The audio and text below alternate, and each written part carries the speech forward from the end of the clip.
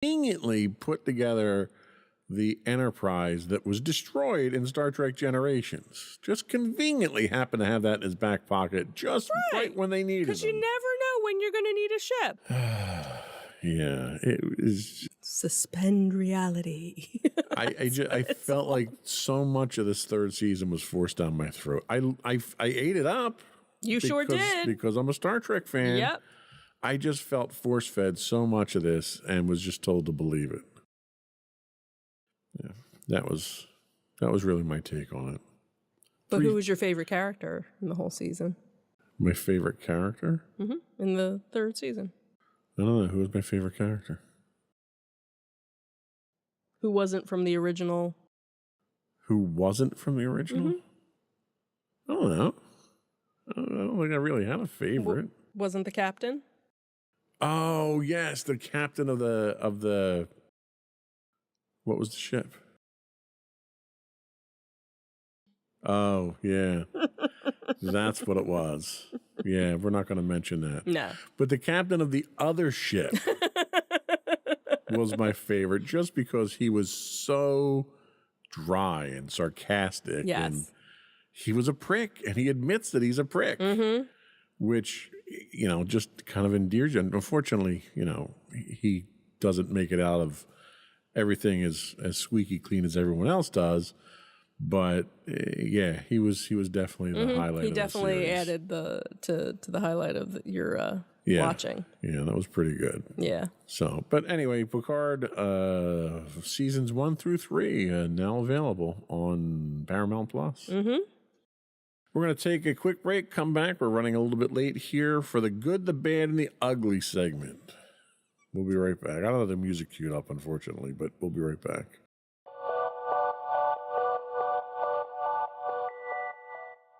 So the good, we mentioned it earlier during our trip to Niagara.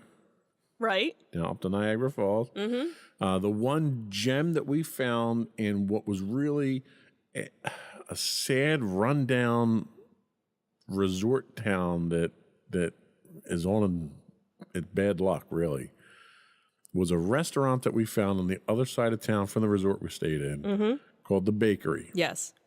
The bakery itself, and I did a review. You can find my review up on Google. If you look it up on Google Maps. We have pictures and everything there. The bakery was the most unique eatery experience that I think we've had in a long time. It was genuine. It was authentic. You walked in there and you felt like you were in your mom's house from the 1950s and 60s. Yes. It was decorated beautifully, and the staff was attentive. When you had gotten up at one point in time to take some pictures because of how unique the place was, the chef came over. Right.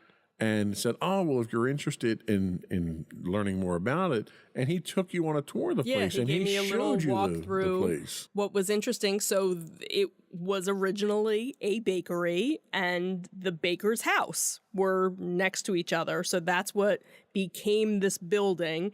And he took me, to the hallway where the restrooms were, and you could see through the architecture, this is where the house was, this is where the bakery was, and they kind of built the two buildings together, and you could see where the front porch had been, where they had built an enclosure, and then, the one area had been a dance hall, had been a speakeasy at one point in time. There was a back entrance that you would come in to go and to dance and drink and stuff. So just got all these historic things from it. There was even a picture of the original house, and a picture of the original family was there too. So if you didn't know that it was there, you might not have even known the history of it. Yeah. So it was such a genuine experience, and it was so enjoyable. Chef Joseph was so attentive. You had gone off to the restaurant at one point in time, and he was talking to Maddie and I, and he was saying, I don't live in town here. I commute in from Buffalo, and he was giving us, suggestions things to do of other things. Yeah. It was just so. It really made kind of a lukewarm trip really special to do that, and it was before we went to the Strong, by the way. Right. Yeah. So that was the other highlight of the trip itself, was the bakery in Niagara Falls. Yeah. Now for the ugly. So we had talked about this a lot. We had talked about the anticipation of it coming. We had talked about the accommodations and the experience. And we talked about the price. And we said, I'll be shocked. And I have to go back and probably get my quote. I'll be shocked if this lasts 18 months. And of course, we're talking about Disney's Galactic Star Cruiser, which is set for its final voyage in September. Hasn't been open 2 full years now? Yeah, it's been 18 months, I believe. 18 months. And they're closing because they can't convince enough stupid people to pay the kind of money that they want you to pay. And really, it was ridiculous that they were charging the equivalent of a 7-day cruise for 2 nights. Right. To basically stay in a prison cell. Right. And that's what people who've stayed there described it as. No windows. You're sleeping in bunk beds, like prison-style bunk beds. Your day is regimented. You have to do certain things because Wasn't anything else to do. Or you kind of felt weird hanging around other people that were doing these adventures and things like that. So I just want to take a moment to tell Disney, I told you so. I took great pleasure in hearing about this because there was as much as I would have loved to go and experience it, there was no way in hell that I was going to give Disney that kind of money for any kind of experience. I don't care. I'm not giving Disney that much money for something like that for 2 days. right. Now, if it was a week's vacation with, on an actual cruise ship, yes, I will give you that kind of money. Right. For me to actually go someplace and see something and do. But yeah, that was the thing. We were very excited when they were first announcing it, and we said, okay, let's see what it comes out to be, how much it's going to be, how much, okay, where's our price point, what we're willing to spend. And then when the prices came out, it was just, and then Disney slapped millions of people in the face with the fictitious price that they gave you. And it was just embarrassing. Right. I was embarrassed for Disney that they were asking people for that kind of money. Yeah. Second ugly thing, and this is one that's near and Well, dear. this is really the bad. This is probably more than ugly. Oh, right. This is the bad. Sorry. I went out of order. Yeah, it's okay. It's fine. Okay. You can fix it in post. Yeah, I'll fix it in post. I keep saying that. Anyway, we were robbed. Somebody stole money from us. And the people that stole money from us were the Philly Pops and the Kimmel Center, because we had bought tickets for a Star Wars concert event. And it was canceled at one point in time, allegedly. It was supposed to be last summer. Right. And then due to whatever reasons, they had to postpone it until June of this year. So they said, hold on to your tickets. They didn't offer any refunds. Right. You could year. transfer your ticket to something else, but just hold on to your tickets. Everything will be fine. We'll see you June 2023. Right. And then what happened? Oh, it's postponed again, but we don't know when now or where it'll actually even be. They were very communicative, the Philly Pops were, in telling us about this legal battle that they had with the Kimmel Center. And it was a terrible thing, and they kicked them out, and they're not giving them any concert hall time, and blah, blah, blah. And I didn't give a damn about any of that. All I know is I paid money for a concert that they didn't put on, and I don't care whose fault it is. The concert was scheduled for last week. I want my concert, or I want my money. Right.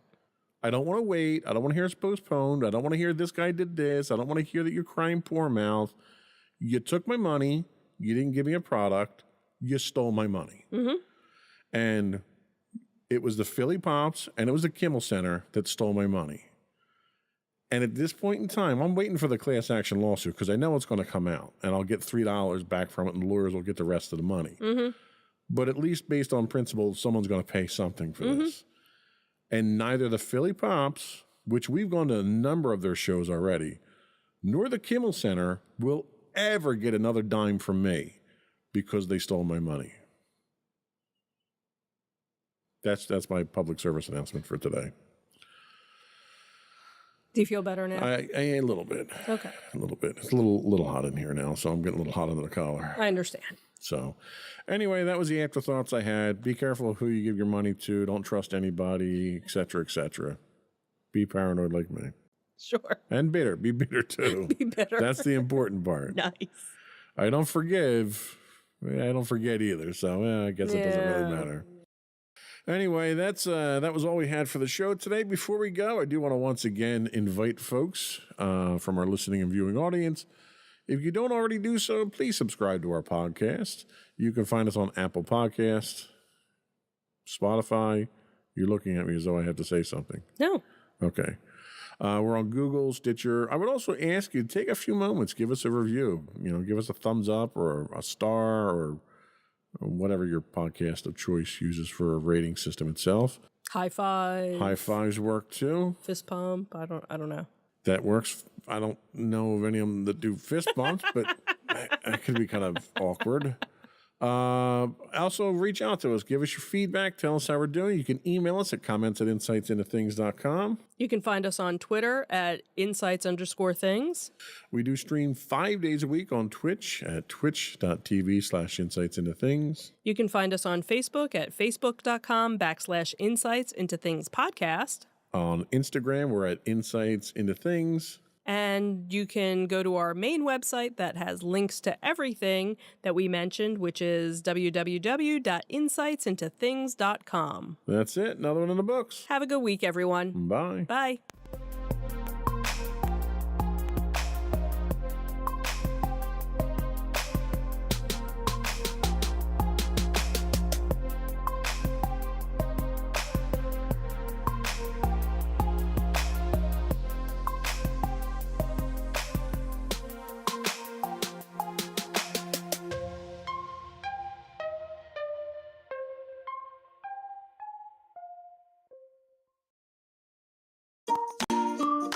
Insightful podcasts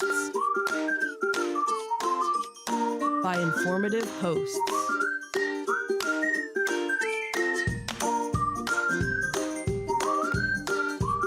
Insights into Things, a podcast network.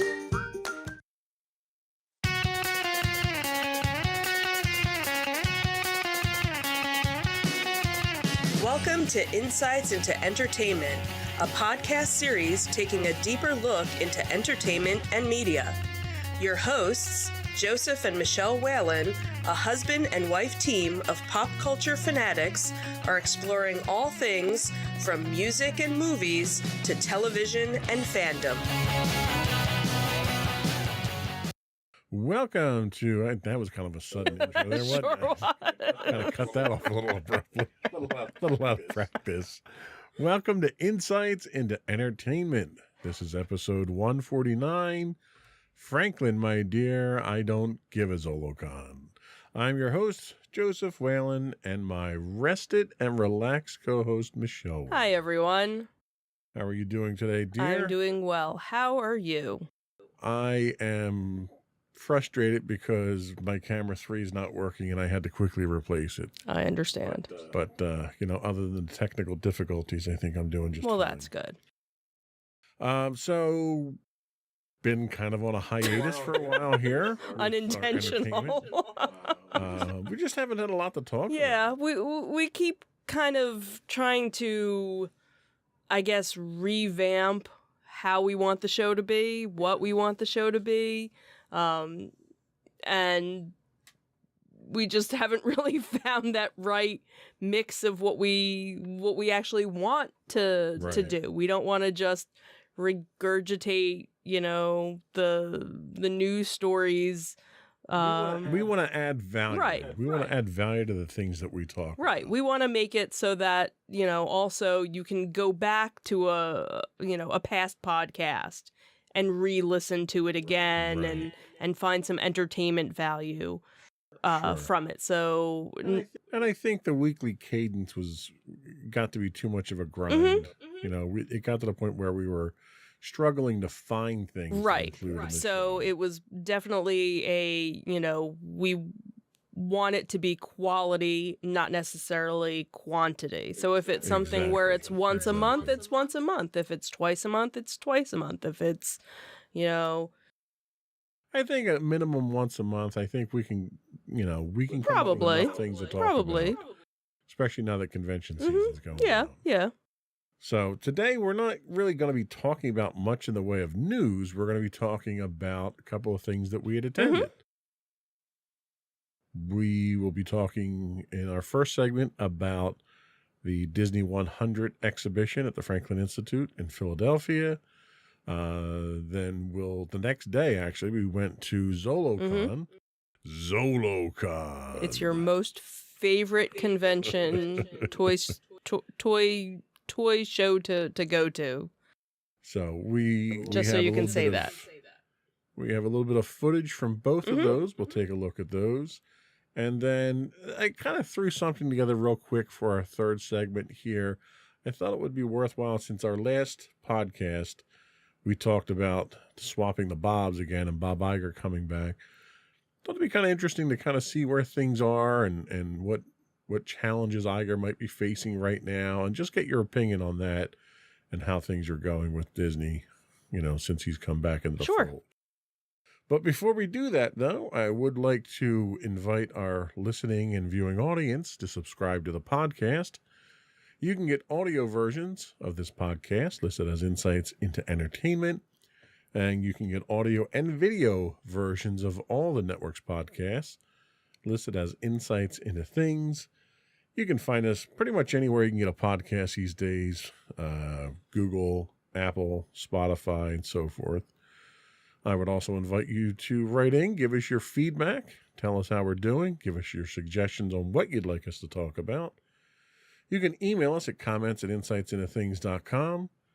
You can find us on Twitter at twitter.com/insights_things.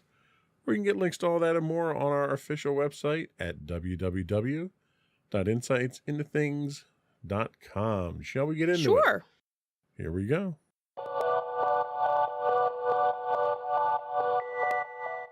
So Disney 100, Franklin Institute, Philadelphia. We were there Last weekend. last weekend, which was that opening No, weekend? it was their second weekend. Second weekend. They opened the week before. Right. So we were there early in the morning. We got there. We did the museum. We had a 12:30 time for the exhibit. And they have it in the same exhibit hall they have all the other ones. We've done the Star Wars one. We've done the Marvel one. What are your thoughts? Walk us through it. So I have to say, if you are a fan of Disney, any aspect of Disney, being in this area, we're very fortunate because this is the only location within the United States that this is going to be. So there are people that are traveling from all over the country to come and see it because this is the only place. So that's kind of special to think that that we're kind of hosting it, even though we're not physically hosting it. And let's be fair. Since they always do the D23 in California, the least they could do is give the East right, Coast something. exactly. And that's when you think about all of the D23 events and everything else. It's usually always Florida or it's California. So to actually have it, in Philadelphia. So really for anybody that's within, a couple of hours, and you're a Disney fan, this is a look into, behind the scenes stuff that you don't normally get to see. Disney has been doing a lot of different, behind the scenes shows on Disney Plus, like Behind the Vault, or all these different shows. There's a couple of different ones. You mean that show that you started watching again without me? That Disney show? No, the other one that we already watched. The other one that you're watching. No, we already watched it. Well, I thought you stopped at one point. That's the attraction one. That's the other one. I know there was one of them. There was one that you left me out of. I know that. Well, anyway, there's various different shows that are on that Disney Plus is running, that they've been running, where they give you some of these behind the scene things from the archives, look at stuff that, unless you work for, the Disney Corporation, you've never seen. So this is such an opportunity to be able to see so many different things from so many different decades, going back 100 years really with the company when you think about it, and different aspects of it. So you have the animated part of it, you have the music part of it, you have the attractions, so they break down the whole exhibit into, I think they had it in 10, what did they call it?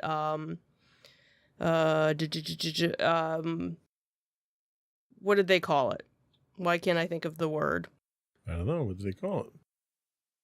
The different themed galleries, the different galleries that, and each gallery had a different theme to it. One was costuming, one was the individual characters, one, like I said, was the music, technology, even showing some of the audio animatronic body parts, how they would manipulate a character to make it move. Obviously, then the drawing aspect of it, and even going from the original way that the movies and cartoons were drawn to now the computer animated. How do they make Rapunzel's hair move a certain way? And so they have all these little videos going on. Algorithms like Google, right? Exactly. So there's a lot to it and so much to really see. And unfortunately, there were so many people there that it's kind of hard to read everything and to look at everything. So fortunately, because we live so close by, it's definitely something that I want to get to again to be able to... So how long is it actually? It is actually in Philadelphia until August 27th. Okay. So you have quite a while, all of the summer, and all of the spring to get there. This isn't the only location that they're going to be doing. Right. So two other locations. So in April, it will actually open up in Munich. So it will be going simultaneously with so they're probably showing different things. And the one in Munich actually goes until September 3rd. So it goes a little bit beyond the Philadelphia one. And then the dates for London are actually fall of 2023. They actually don't even have their dates open yet. So I'm guessing maybe part of Munich's show and part of Philly's show might end up at the London show, I'm guessing. So let's talk a little bit about what was on display. You mentioned there's multiple galleries. What were some of the galleries? How were they themed? What were some of the things that were there that kind of stuck out at you? The stuff that jumped. Sure. Out. So they start off. They go sort of in a linear fashion, starting with the very beginning of everything and how the Disney company started. And you have the Alice shorts, and then Oswald the Lucky Rabbit, and then obviously Mickey Mouse. So that's the progression. So they have some original drawings of all three of those with some videos playing as you're walking through that section. And then they kind of go through, and then it goes on to the whole, Mickey and everything that happened, how he kind of blew up, I guess, and how the company really kind of formed around that and everything. And then they had, the whole music section with the original songs for Snow White and because that was really their first musical. And so they had some of the original sheet music from that, and along with drawings and things like that. So you have that whole aspect. And then they go through the whole character development. How do they develop a character and basically take you through the different iterations of the character. So you have, here's their first sketch of a character, and then where does it go from there? And then to the maquettes, where here's our final model of a character. So now you can actually see it in a 3D form to be able to manipulate it and do other things with it. So the exhibits themselves, there's a lot of static exhibits that are there. There's a lot of descriptive plaques to read to give descriptions and stuff like that. But not all of it is static. There's some interactive exhibits that they have there. Can you talk a little bit about the interactive? Well, the one interactive exhibit wasn't working, which I don't know if it hasn't been set up yet, if it was too early, or if it already broke down, which is kind of a shame if it's only been within the first week. They have a lot of different ones where you can listen to different presentations, and then they have other ones again where they had one where it was different colors, and you could pick different color schemes, and when you picked certain colors it would show you which character was associated with that. I really didn't do much of the interactives. I don't know if you guys, because we weren't really walking around We together. kind of blew through a good portion of that, because most of the interactive, so the way the exhibit itself is arranged is you have small rooms that are then connected by hallways. And a lot of the interactive listening things and stuff like that are on the walls in those, in those walkways. So the problem that I ran into is it was very crowded. So those walkways became bottlenecks. So I kind of was rushing to get through those into a more open room. So we skipped a lot of that stuff. Most of the things that we went in and took a look at were just the static. That's the eye pop. But what I did notice is there's a lot of subtlety in there. There's a like when you walk into the first open room, the room itself is roughly round with large displays in the middle. Well, in the middle of these large projection displays are original novels like Grimm's fairy tales and stuff like that, which were they weren't just like library books. These were like the original novels that inspired the stories that Disney did, which if you didn't get up there and see those, you would have never realized. And that was one that I had missed. Whereas one of the things that I ended up seeing was a Winnie the Pooh that was from the live action movie, and then they had from the live action Beauty and the Beast movie, they had models of two of the characters from that, and that was kind of like back around a corner. So there were certain things where you had to kind of wait in line to see, because so many people were going to see, but if you went past it you would have missed it because they were kind of back in the corner in a certain area. So they did have a section there for one of the galleries was kind of dedicated to the parks and things that came out of the parks. Talk about that a little bit and what were some of the things that they had?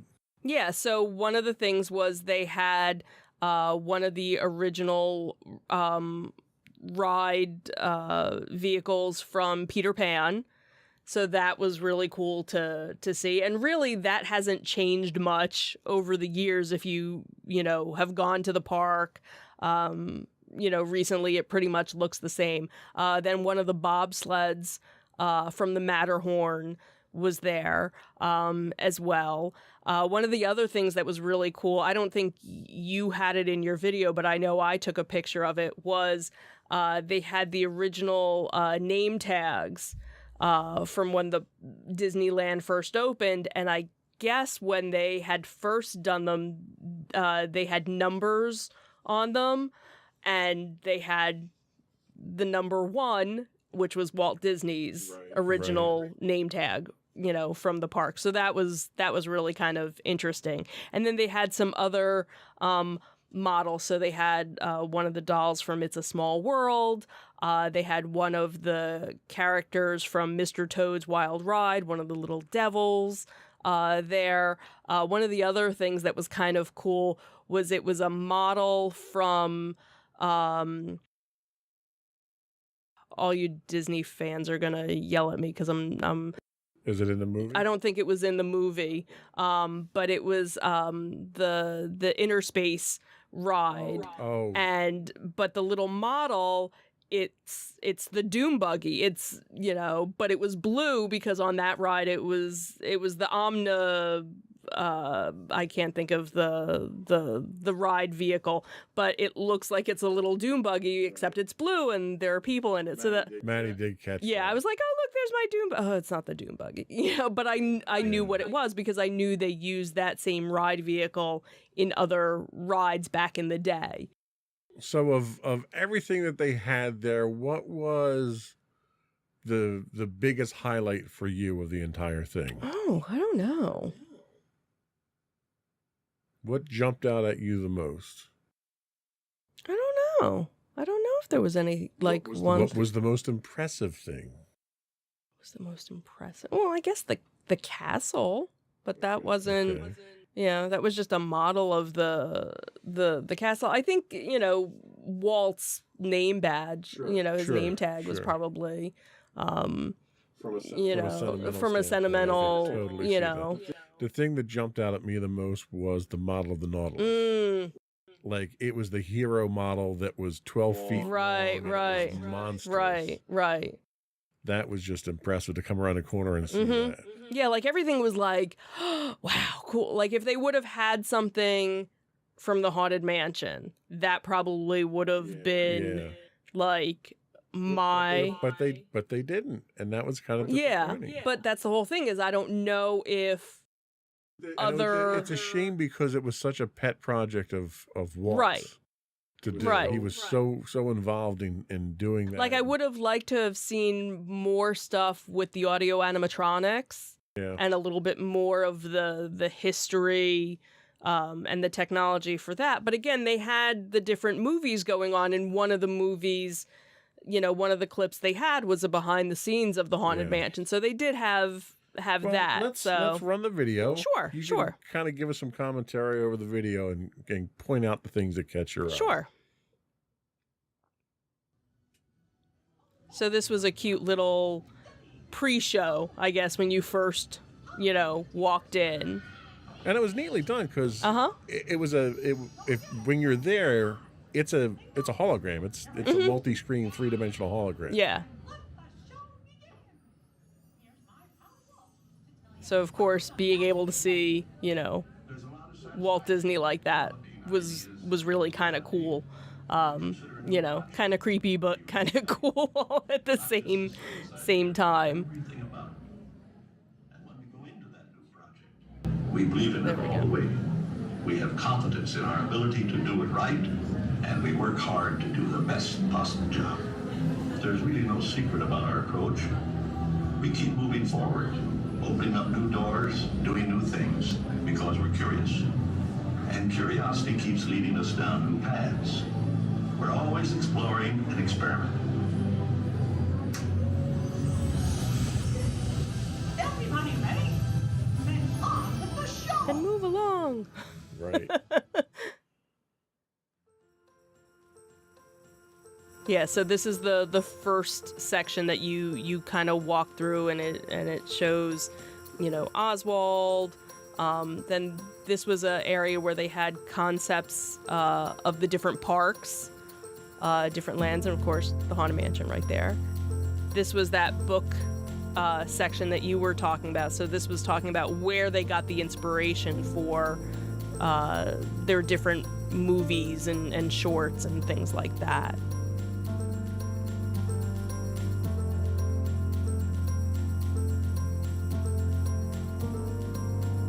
And this was, again, the innovation area and the multiplane, a miniature version of the multiplane camera.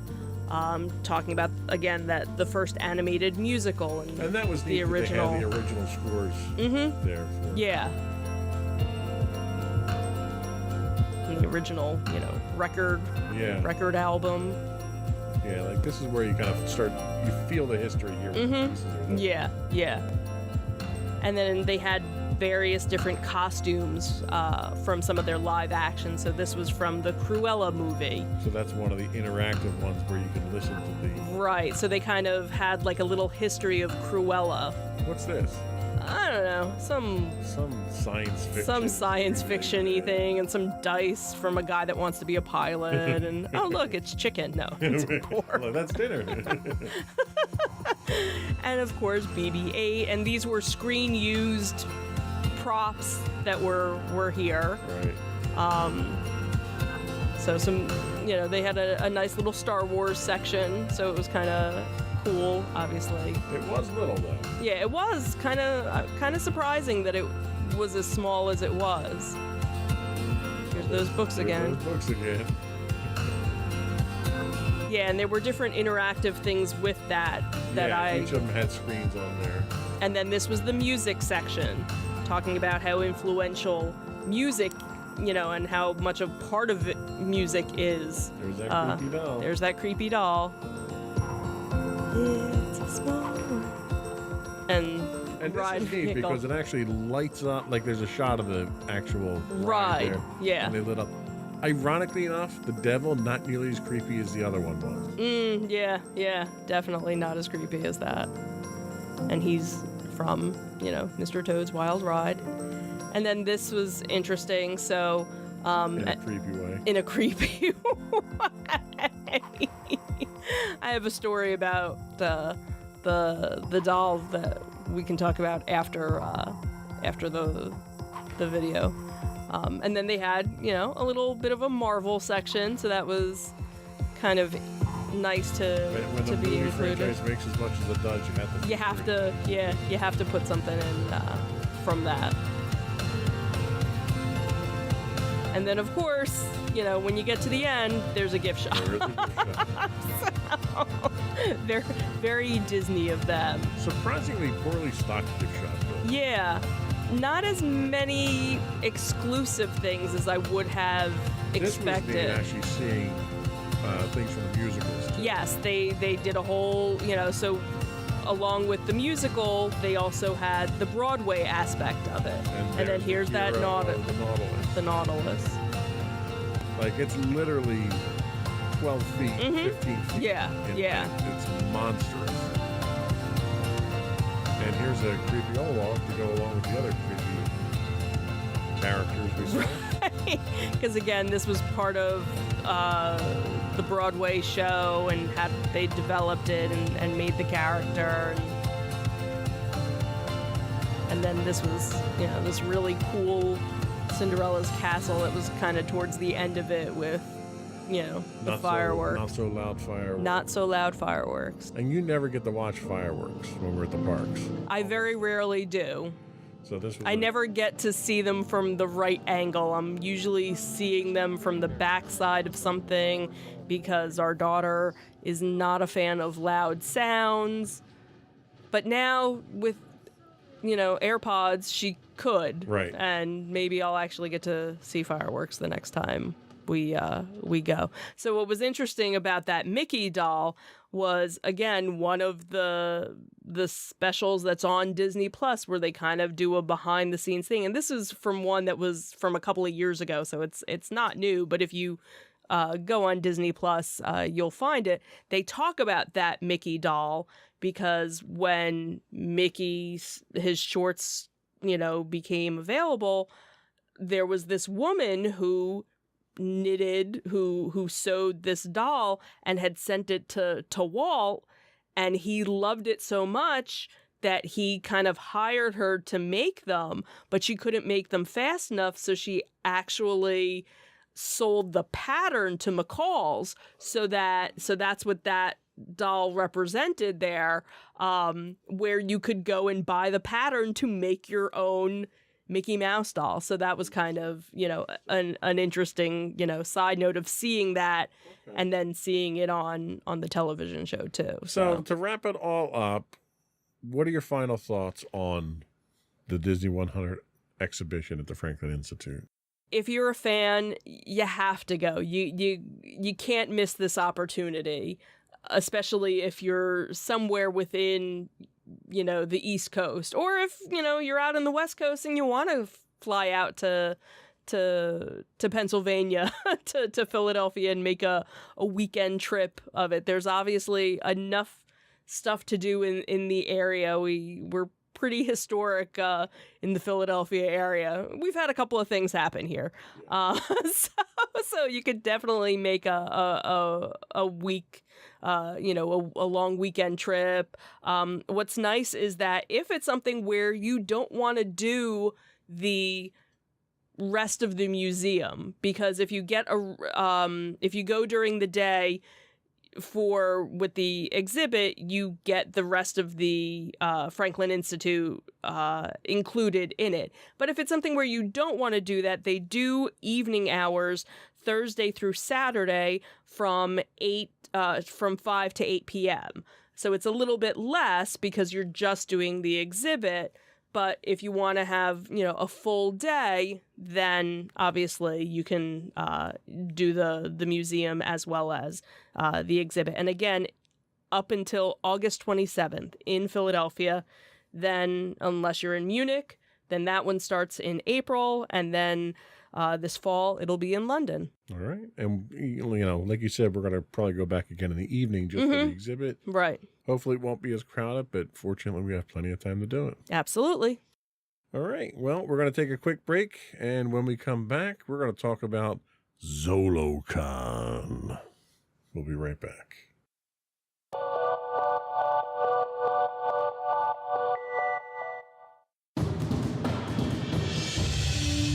For over 7 years, the Second Sith Empire has been the premier community guild in the online game Star Wars: The Old Republic.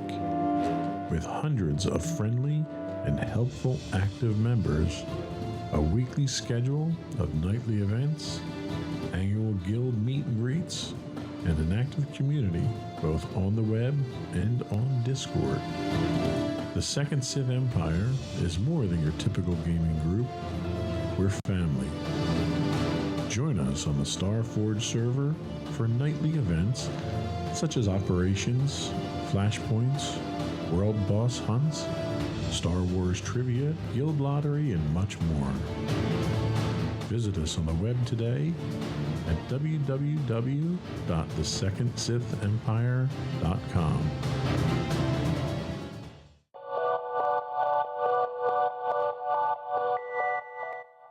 Welcome back to Insights into Entertainment. Now we get to talk about ZoloCon. Sorry, I can't help myself. I know. So, ZoloCon is a sci-fi and fantasy expo that focuses on vintage toys and comics from the 1970s and up. Tell us about it. Tell us about your experience. How did you enjoy it this year? So, this past weekend, it's funny because as far as we knew, they only did it once a year. And then I guess last year or the year before, they started doing it twice a year. Now, this year, they'll actually be doing 3 different events. So this happened to be what they consider their winter edition. And it was actually the largest one to date. And we could definitely tell vendors all over the place in various different places, even in some parts of the building we had never even been to before. And every area was jam-packed. I don't think there was really any empty spaces this year. Usually you'd go through there and you'd see like empty vendor tables or vendors that didn't show up for Sunday or something. Everybody was packed. Yeah, everybody was there. You've got the main room where the centrifuge is, which is the highlight of the whole thing. Right. You have another room at that level and then a hallway that was packed. Mm-hmm. Then you have the upstairs room Right. where you've got 2 rooms split by a bar, which, by the way, they had alcohol on the main floor this time. Right. around. So Right. you can get drinks the whole time and get sloshed while you're buying lots of toys. Right. Right. And then down on the first floor, they had vendors there, which they'd never had before. And they were also doing tattoos. And they were doing tattoos. There were a down couple of there as different well. tattoo artists, which that seems to be like the new thing at toy At shows and conventions, conventions is to have a various tattoo artist. Go buy a Luke Skywalker and get a tattoo Right. while you're here. So not only did we find the exhibition area downstairs, Mhm. we also happened to find the restaurant they had there that we never knew they had. Right. And I think that's relatively new as well. So that might have, been something that they started. Well, I did see the one sign that they were normally open just like Fridays, I guess, during the Okay. week. So maybe on the weekends Or or if if they've they got have an an event and they know there are going to be people around. Because I can't see just going there for a meal. It's kind of out of the Sure. way. Well, and that's it. The complex that they're in Right. is an office complex. Right. There's a school in there. Right. There's a manufacturing in there. So I could see like on a Friday. Yeah, there's a lot of Yeah. different stuff that's actually in there. Right. At what used to be the Brewster Aviation Plant before World War II, and then it became the naval testing Mhm. station as well. So again, Philadelphia, a lot of history just in that one little area Yeah. there. Yeah. How were the crowds? It was crowded, but it wasn't, it wasn't unmanageable. It was because everybody kind of flowed through, and it's done in such a way in the main room because it's where the centrifuge is. It's a big circular room. They do 2 rows. So they have the inner circle and they have the outer circle. So it's like a dartboard. Yeah. And they leave enough room in between so you definitely don't feel like you're, getting, claustrophobic. And usually what we end up doing, because there's so much on both sides, is we'll do each aisle, each circle twice. We'll do, the outside. So we look at just that, So do the left side, then you do the right side, then you come to the inner circle, do the right. left side, do the And right so that side. this way we get to see, everything, so that we're not, oh, did you see that? No, I was looking over here. And I never felt like there wasn't enough room to do that. They do have stairs to get to the upstairs area, but there's also elevators, which were very spacious because we ended up taking 'Cause that. it was like a cargo elevator. Yeah. So Which was themed, by the way. yes, it was. It was space themed, so it was just so. It was kinda neat. That part is kind of cool, but they have something for everyone. They have if you're into pops, which that seems to be a Which I'm not. big seller. Almost everybody, you'll find a handful or 2 handfuls of vendors that are selling that. Then you have brand new toys that are out. Obviously the vintage toys, and that's what a lot of people obviously are going for.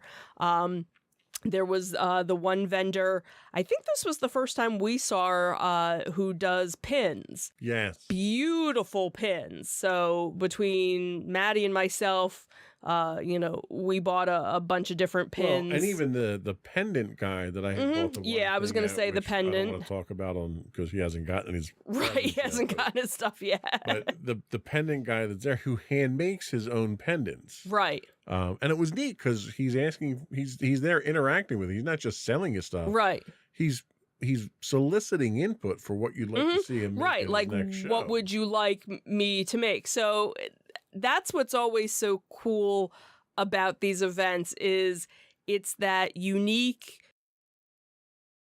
item that you didn't know existed maybe, or you did and you're like, the one guy who we've seen, because again, we go to so many of these now that we run into a lot of the same vendors, but Right. it's like, okay, well, what do you have for this show?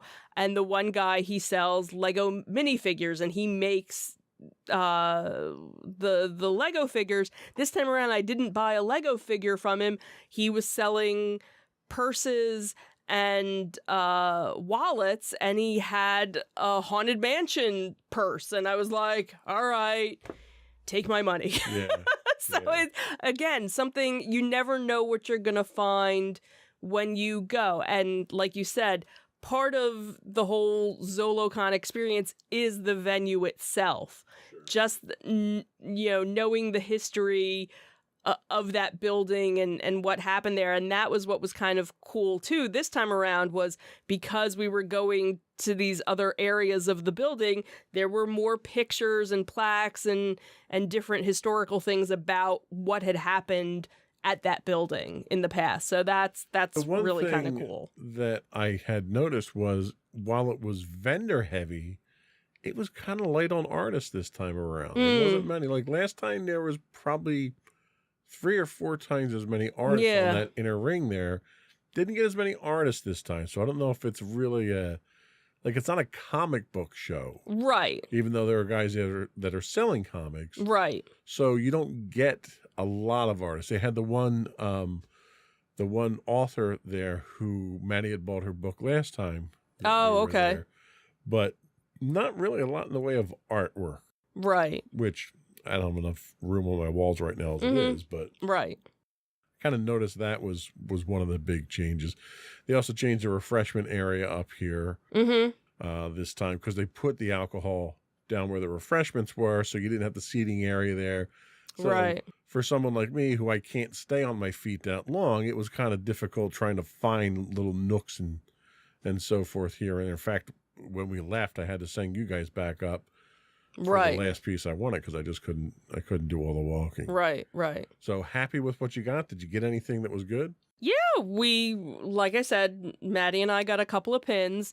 I ended up getting some Star Wars Pyrex, really for you, for Right. lunches. So, interesting, unique things that wouldn't have thought to Well, let me find. And cue up the video. Sure. We can. This was video footage that we took while we were there, and I had Maddie walk around with the camera for a little bit. Mhm.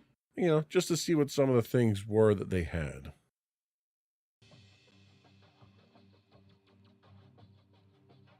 Yeah, so it's neat to see, because again, here's the big giant centrifuge and various space stuff just there while you're walking around. But you could see how wide these aisles Oh, are. So yeah. there's plenty of room Yeah. for the aisles, which is nice. So you're not elbow to elbow with people. like Right, you are at right. Some of the shows. Right. Some of the sections, with individual vendors, if they had like a little corner and you wanted to go into the corner to see, then it might have been tight. But other than that, for the most part, and there were a lot of people there when we were there, so it wasn't like it was And this was Sunday that we were there. right. We usually always tend to go on a Sunday. If we're not going for panels or for celebrities, which we usually don't go for, we'll almost always go on a Sunday. We'll go on the last day of the show, because the vendors tend to be a lot more interested in selling their stuff. Right. 'Cause they Yeah, don't and you wanna have, be home. a bunch of the vendors with homemade, A couple of vendors with D&D stuff, dice Right. and dice towers, Mhm. which, it's kind of nice to see that coming into its own now. right. I really need to coach her on how not to make sudden movements with the camera. A couple of these I had to slow down. Go slow. Yeah, it's just such a nice, because like the one vendor selling coffee, he wasn't there at Right. this one. So, here was There's the your pin, Yeah. and all ton of pins. too. ton of different types of pins, and more on her website, which is nice. A couple of people dressed up, not a whole lot, Not a lot. but there were some. They were doing a custom toy Well, they usually do a costume contest. Did they do that on Saturday? Is that why? I don't know, maybe, but they were doing a custom toy contest. Right, like a action figure. Right. Toy. Yeah. Right. So again, lots of different pops. I was talking to that particular vendor. He said he's got 3,000 pops back at his shop. Oh, I bet. Right now. I bet. And then you have different video games. So if you play any, older systems, there's usually always a couple of different people selling that.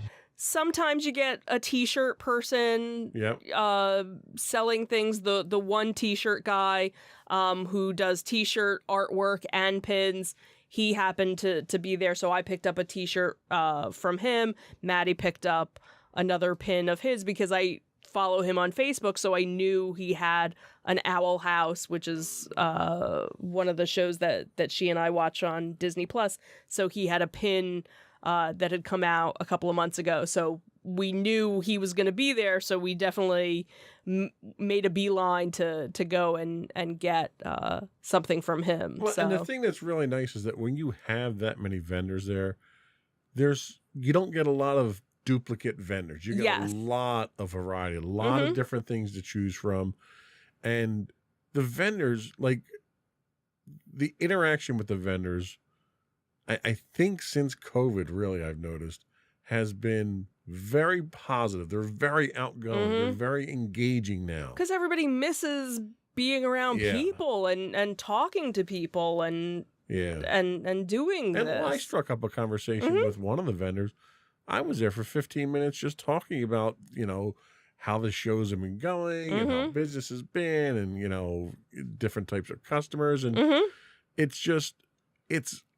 they're not just vendors. They're people that love the same things that you love too. So it's almost like a community at this point. Oh, absolutely. Nice. Absolutely. And that was, they, one of the Facebook groups, they have another ZoloCon Facebook group and it was one of the organizers of it. And he was just over the moon about, how well it went and that this was, their largest, attendance to date and that they couldn't speak, they had so many nice things to say about the vendors that were there, about the guests that were there, about just everything all around, just giving out the love. It's a great show. It's a great venue. It's not far for us. It's in Warminster. Right. So it's 45 minutes? About 45 minutes for us. Yeah. So it's not that far from us, and it's just it's a nice day out.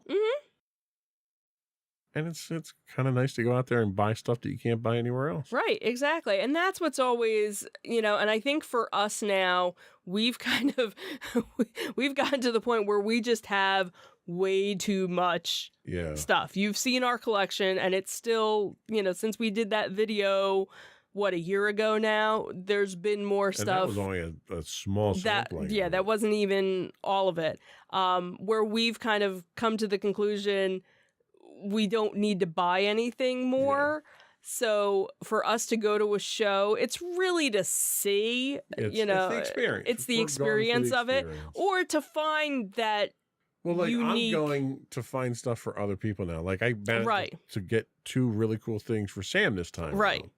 That I couldn't get anywhere else. But that's kind of where I'm at. Right. And Maddie ended up picking up a couple of things that she wouldn't have normally been able to find. And the things that I got, again, were that unique, individual, one-of-a-kind the types thing. Of things that I would be looking to add to my collection at this point are things that would require me to mortgage the house. So I'm trying not to add things to my collection at this point. Right. And or if you find that small little thing that, okay, that's not going to take up, a lot of room, or this adds to somebody else, or something to go with D&D, or something. Yeah, that's really what I'm looking for now. I was kind of disappointed I didn't find any D&D minis there. Not that I need more minis either. Right, but. You don't need more minis either. But that's that's the thing is for us, it's also the experience of just going and being with the community. Absolutely. And again, this is the type of show where there aren't panels, there aren't the celebrities to go see. It's not like Monster Mania or Wizards or, you know, some of the other shows. It's really Fan Expo. It's Fan- not Wizards anymore. It'll always be Wizards. it'll always be Wizards to me, just like Downtown Disney. You can't take that away from me. All right. So I think we've covered that one pretty well. We're going to take another quick break, and when we come back, we're going to get a feeler for how Bob's doing. The new old Bob. That's what I should have named this. The new old Bob show. We'll be right back.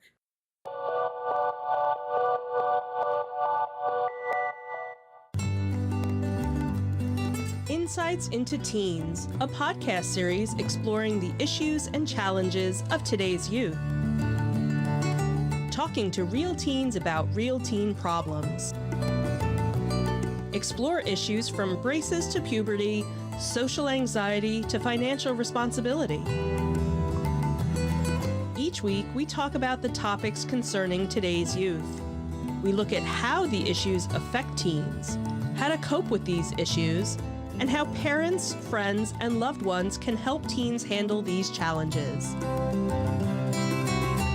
Check out our video episodes on youtube.com/insightsintothings. Catch our audio versions on podcast.insightsintoteens.com or on the web at insightsintothings.com.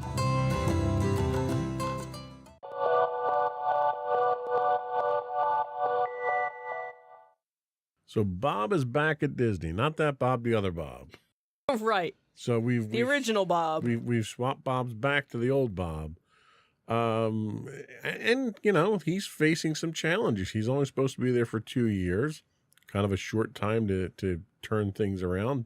Chapek did a brilliant job of running things into the ground in the short amount of time that he was there. One of the first things that Iger's doing now that he's back is apparently slashing 7,000 jobs, and there's 5.5 billion in cost cutting he has to make somewhere. Should I feel bad that Disney's hard up for cash at this point in time? And that's the thing is, are they really? Because I haven't seen anything where... Not according to their stock price, they're not. Right. That's, you know, where it's kind of, huh? Right. And it's almost imagined, because you look at some of the things that they're running into, and you're running into sluggish box office sales. You know, like, for instance, that new Quantum Mania movie came out and it tanked at the box office. Mm-hmm. Okay, well, box office sales are down in general since COVID. Right. That, plus everyone knows that their stuff's going to come out on Disney Plus in a few months. So Right, so spend the money why- to go to the box office? Right. The streaming business has been hit hard because they've completely flooded the market and turned people off with crap, really. I mean, they're literally just churning out stuff to put on there, Right. and it's not quality stuff. So Or the streaming's taking a stuff hit. that is good, they cancel after 2 seasons. Yeah. You know, there have been a number of shows that Maddie and I have started to watch, and it's like, oh, by the way, this is done now. Right. Like, oh, we couldn't even get like a second season or a third season. Like, okay, Right. thanks. So it almost makes you not want to watch something Right. until there's It's almost like 3 or 4 Google. seasons out. Like, nobody wants to get... Google comes out with really cool stuff, but as soon as you Right. get into it, they cancel it and it goes away. So Right. nobody wants to do that. And Disney's putting themselves into the same position as well. They're canceling shows that I'm not even watching. And- Usually I'm the one that kills shows when I watch them and start getting into them. Exactly. So I think that 5.5 billion they're talking about really is it's a fictitious number that they think they should be making that. I don't think Disney's losing money. Disney's got more money than God. Mm-hmm. You know, when God needs to put a new world in place, he goes to Disney for a loan. Is that what it does? So it's not that Disney's losing money. They're just not making it as fast as they want to. Okay. And part of the problem you run into is, yeah, you know what? You keep coming out with superhero movies just for the sake of coming out with superhero movies. they finally reached a point of saturation with Marvel, and nobody wants to go see it anymore. Mm-hmm. Okay. Well, they learned that lesson pretty fast with Star Wars. Right. You know, they flooded the market with Star Wars, trying to turn it into another Marvel, and that bit them in the butt really quick. Right. Right. So I can't feel bad for Disney. Mm-hmm. So the real question comes down to, in 2 years, can they come up with a succession plan for Iger? And really what I have to ask is, do you need a succession plan for Iger? Is he really going to be gone in 2 years? Mm. Because given how much his incentive is for success, I don't see him going away anytime soon. Yeah, I could see him still staying on as a consultant Right. when he's still Right. doing So, things. But then again, you also have to look at everything that's kind of going on right now in the state of Florida. that's And true that's as a well. whole other kit and caboodle of that whole toxicness Well, that and let's be honest. What's going on in Florida is a temporary thing. hopefully. It's temporary because it's a pissing match between DeSantis and Disney. Right. And it really was a pissing match between DeSantis and Chapek. Right. And Chapek's out of the picture, and Right. DeSantis is going to be out of the picture in 2024 when he runs for president anyway. Hopefully. So it doesn't really, that's not that big a deal. In fact, Disney came out with a statement recently basically saying, you know, we're going to focus on what we do best. We're going to provide the best experience for people, blah, blah. They took the high ground. Mm-hmm. They didn't buy into the taunting and the stick poking that DeSantis was trying to draw them into. Mm-hmm. And they basically said, look, we operate under numerous jurisdictions and numerous regulations around the world, and we make it work, and we'll make it work here. Mm-hmm. So ultimately, I think what's going to happen with this little pissing match between DeSantis and Disney is the taxpayers are going to lose out. Mm-hmm.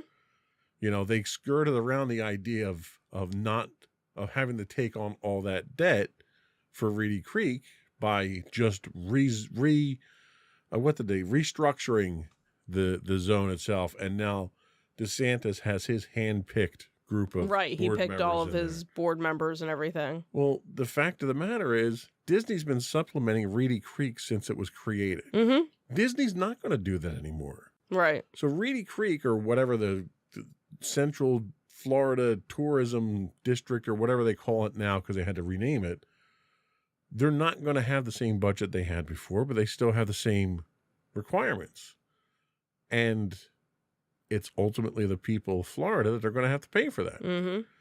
And I think when people look at their tax bill after this whole fiasco, this little vindictive fiasco that DeSantis put together, they're going to realize, well, maybe we shouldn't have reelected him for this. Maybe he's having a hard time keeping politics out of business and keeping it from being personal. And, you know, that's really what it was. It was his own little Oh, absolutely. crusade. Absolutely. And ultimately, when the Florida taxpayers get their bill, that's when you're going to start seeing things change.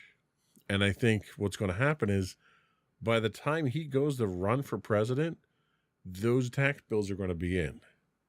And it's going to seriously impact his ability to raise money for his campaign. That's just what I think. I'm not a fortune teller myself. So that state down there of flux is really not going to be that big of an impact. Mm, Disney's the number one job maker in the state. absolutely.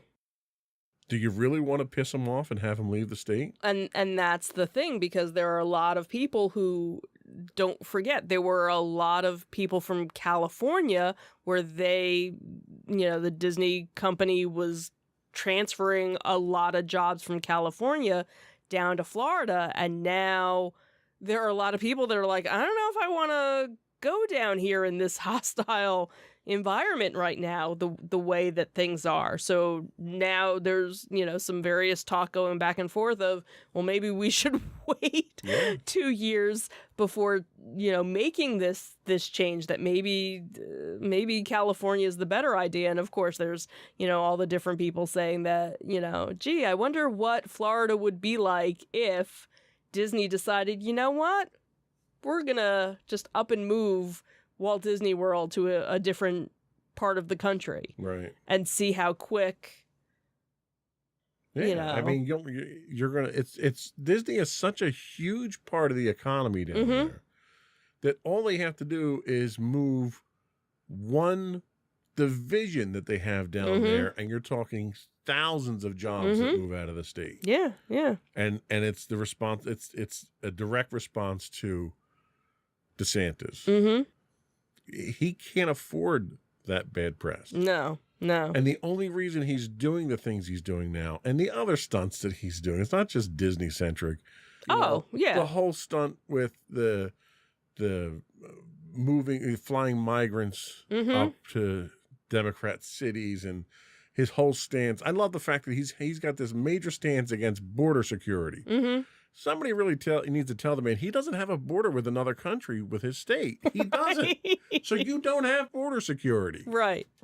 So he's doing all this just for the publicity he needs to gain national attention so that he can make a run for 2024. After 2024, assuming he doesn't win, after 2024, he's going to be relegated to the crap pile of history at that point in time. He's going to be wishing he had a job at Disney. Yeah, hopefully. because he's burning every bridge there. Because what's Disney going to do? They thought they bought him as a politician because they backed his original election. What's going to happen when your politician that you bought doesn't vote in your favor? You're going to go buy another politician. Right, exactly. And the last thing you want is to have literally one of the largest corporations in the world, again, a company with more money than God, backing a politician other than you in the presidential race. Yep. That's never going to end well for DeSantis. No. And that's exactly what's going to wind up happening.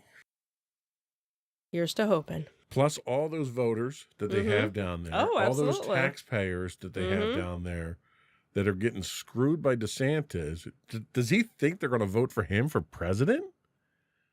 If he gets into a pissing match with Disney when he's just a governor of a state, what's he going to do as president? He's not going to be looking out for these people. No.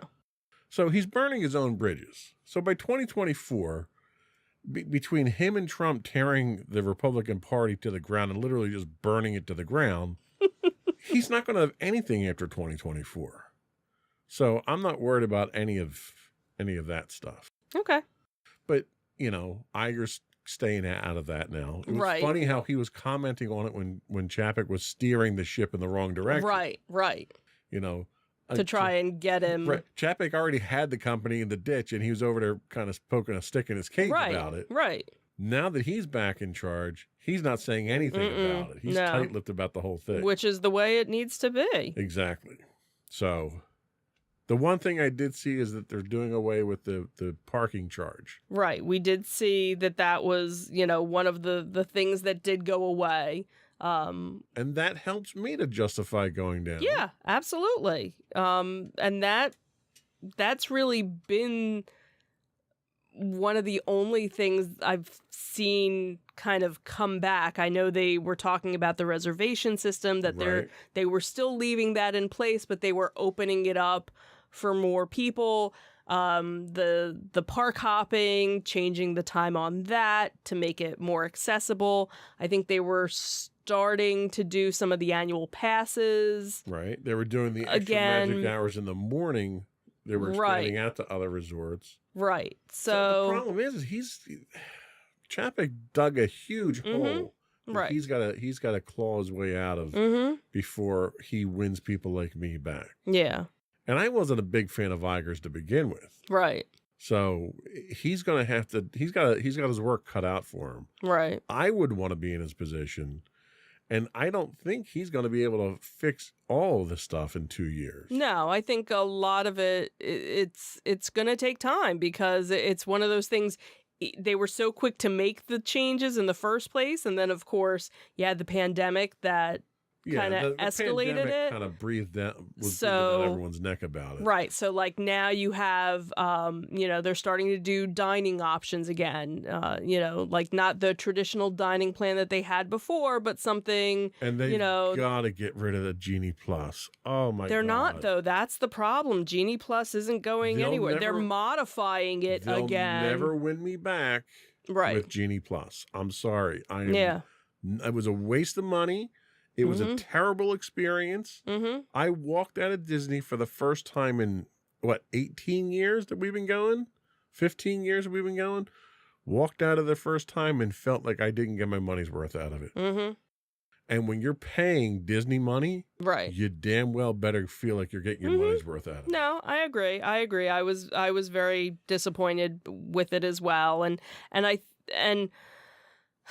but you never even you never felt like you had that with the fast passes. Like you didn't have to really learn how to navigate it. It was there were probably people when FastPass first started that had a hard time with it and didn't quite understand how to make it work and and that was once you're going to hang a fast pass, you could make the system work for you.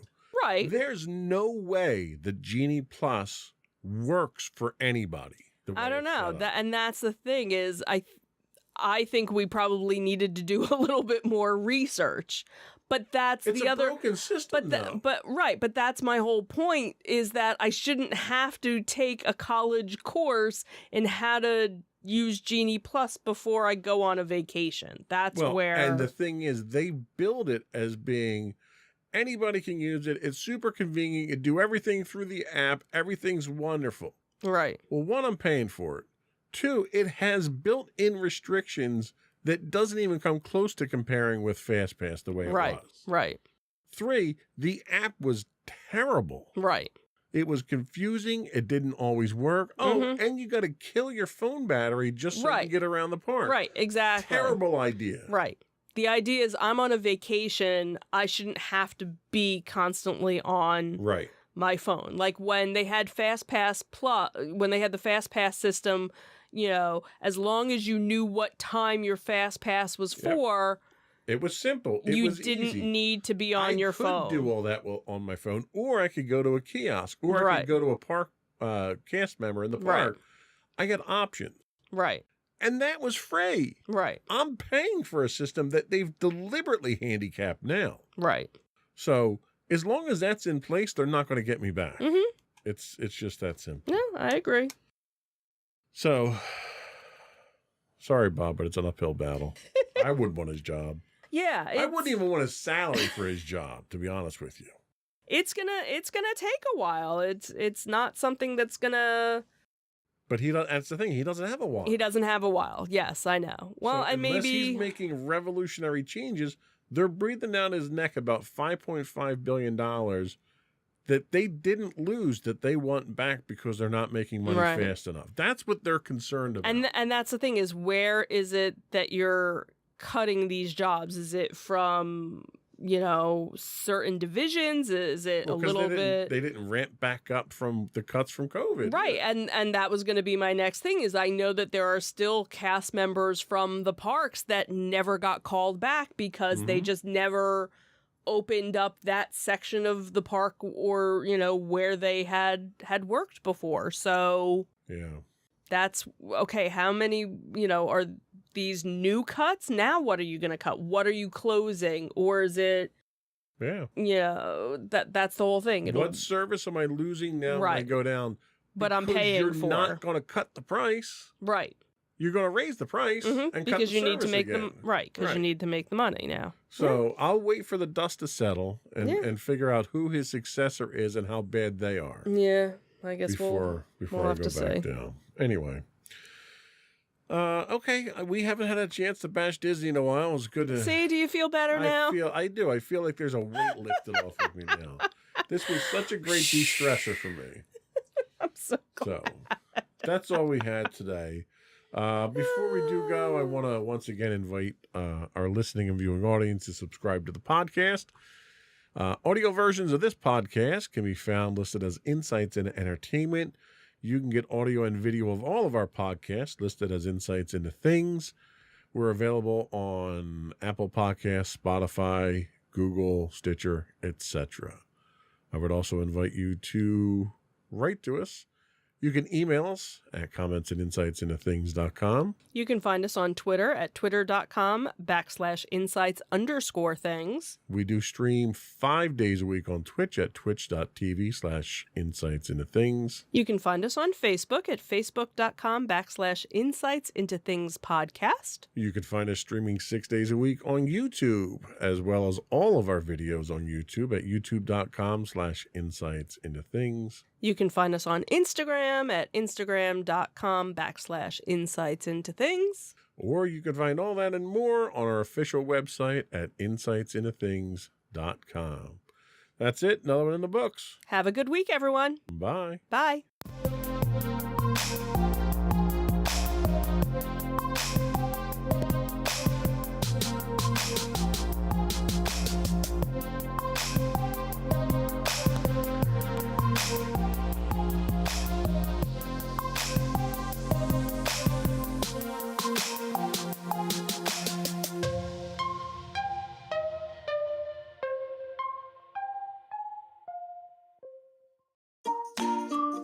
Insightful podcasts by informative hosts.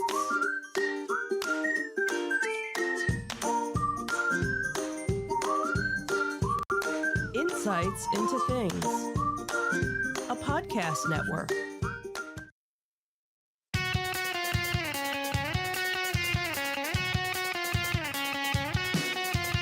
Welcome to Insights into Entertainment, a podcast series taking a deeper look into entertainment and media. Your hosts, Joseph and Michelle Whalen, a husband and wife team of pop culture fanatics, are exploring all things from music and movies to television and fandom. Welcome to Insights in Entertainment. This is episode 148, Swapping the Bobs Again. I'm your host, Joseph Whalen, and my patient and understanding co-host, Michelle Whalen. Hi, everyone. How you doing today, dear? I'm doing okay. How are you? I'm doing all right. We've been out of the loop for a while here with the podcast. Yeah, we sure have. We've had a lot going on. Yeah, that is true. We've been busy. We've had marching band syndrome. We've had COVID syndrome. You can still hear it in my voice probably that I'm still suffering from a little bit, and this is almost 2 months after getting it now.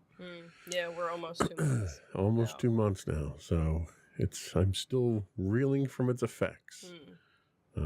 Given the severity I had it with, I'm kind of glad I got my shots, all the shots that I did. I was just gonna say, we were all very fortunate to have all been vaccinated and boosted, and we were just about so close to getting our next round of boosters, and then we all kind of got sick, and yeah, that kind of put things on the back burner. But fortunately, we all had a very mild case. We were all very fortunate. Unfortunately, you are still reeling with it, but not as bad as it could have been, obviously. Right. And we have marching band to thank for that. We're pretty sure we got it from marching band. Such a happy family activity. Yeah. So, but a lot of stuff has happened. There's a lot to talk about. We're not going to get to everything today. We are going to talk about really two big things that happened in entertainment. One being the changing of the Bobs, which happened actually on the same day. The finale of right. Yeah, so we'll kind of funny how it happened that way. We'll be talking about Disney rotating the Bobs again. Then we're going to talk a little bit about The Walking Dead and their series finale and the impact and the future of that.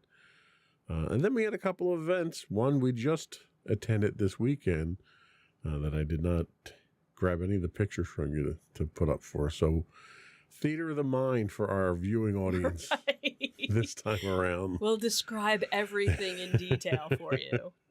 So, stick around for the last segment. We're going to talk about some of the stuff that we've been attending recently. But before we do that, I do want to take a moment to ask you to subscribe to the podcast. You can find both audio and video versions of all of our podcasts listed as Insights in Entertainment. We're available on Apple Podcasts, Spotify, Google, Stitcher. I don't think we're on Stitcher. Stitcher doesn't do video. Neither does Spotify, as a matter of fact. Probably should redo that list, huh? So you can find audio versions listed as Insights in Entertainment under all of those. But video versions have, our Insights in a Thing has video and audio. When you can find it, where you can find it. Right. I would also ask you to write in, give us your feedback. Tell us how bad I'm doing today, because I'm a little out of practice. Give us your show suggestions or conventions or other events in your area you'd like us to talk about. You can email us at comments@insightsintothings.com. You can find us on Twitter at twitter.com/insights_things.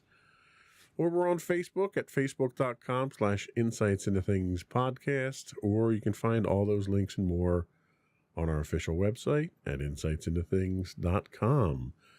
Shall we get into it? Sure. Here we go.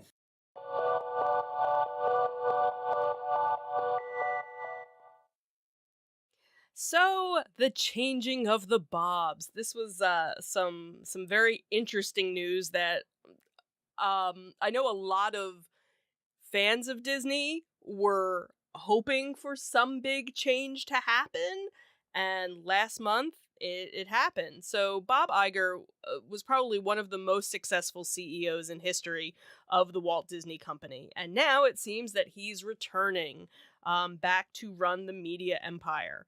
And this was very shocking news that basically dropped Sunday, November 20th at night. And what was interesting about this was that when all the other changes that have been happening with Disney, in a lot of cases, cast members were finding out about it after the fact. Information in most cases about the different layoffs and things, all people were finding out about it through social media after the fact. And a lot of the cast members were very upset that, they didn't get any sort of notice ahead of time. And Sunday night, I guess it was early Sunday night, an email actually went out to all of the cast members. So cast members were actually the first ones to know about, as they should be, all of these changes. So that was definitely a step in the right direction that so many of the cast members actually felt. Now, Bob Chapek, who replaced Iger in 2020, was actually stepping down immediately. It was like effective that night. All of the website information updated. It was almost like Chapek didn't even exist after the fact.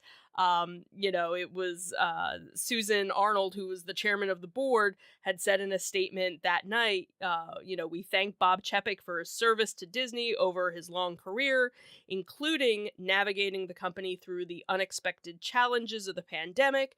The board has concluded that as Disney embarks on an increasingly complex period of industry transformation, Bob Iger is uniquely situated to lead the company through this pivotal period. Translation: Bob Chapek sucks, and we're bringing Iger back until we figure it out. And what was funny was, literally the next day, the stocks, had gone up 9%. Still didn't make it up to. Still didn't make it up to where they were during all of this, but definitely you're seeing, some of the changes from what you could see online and, social media.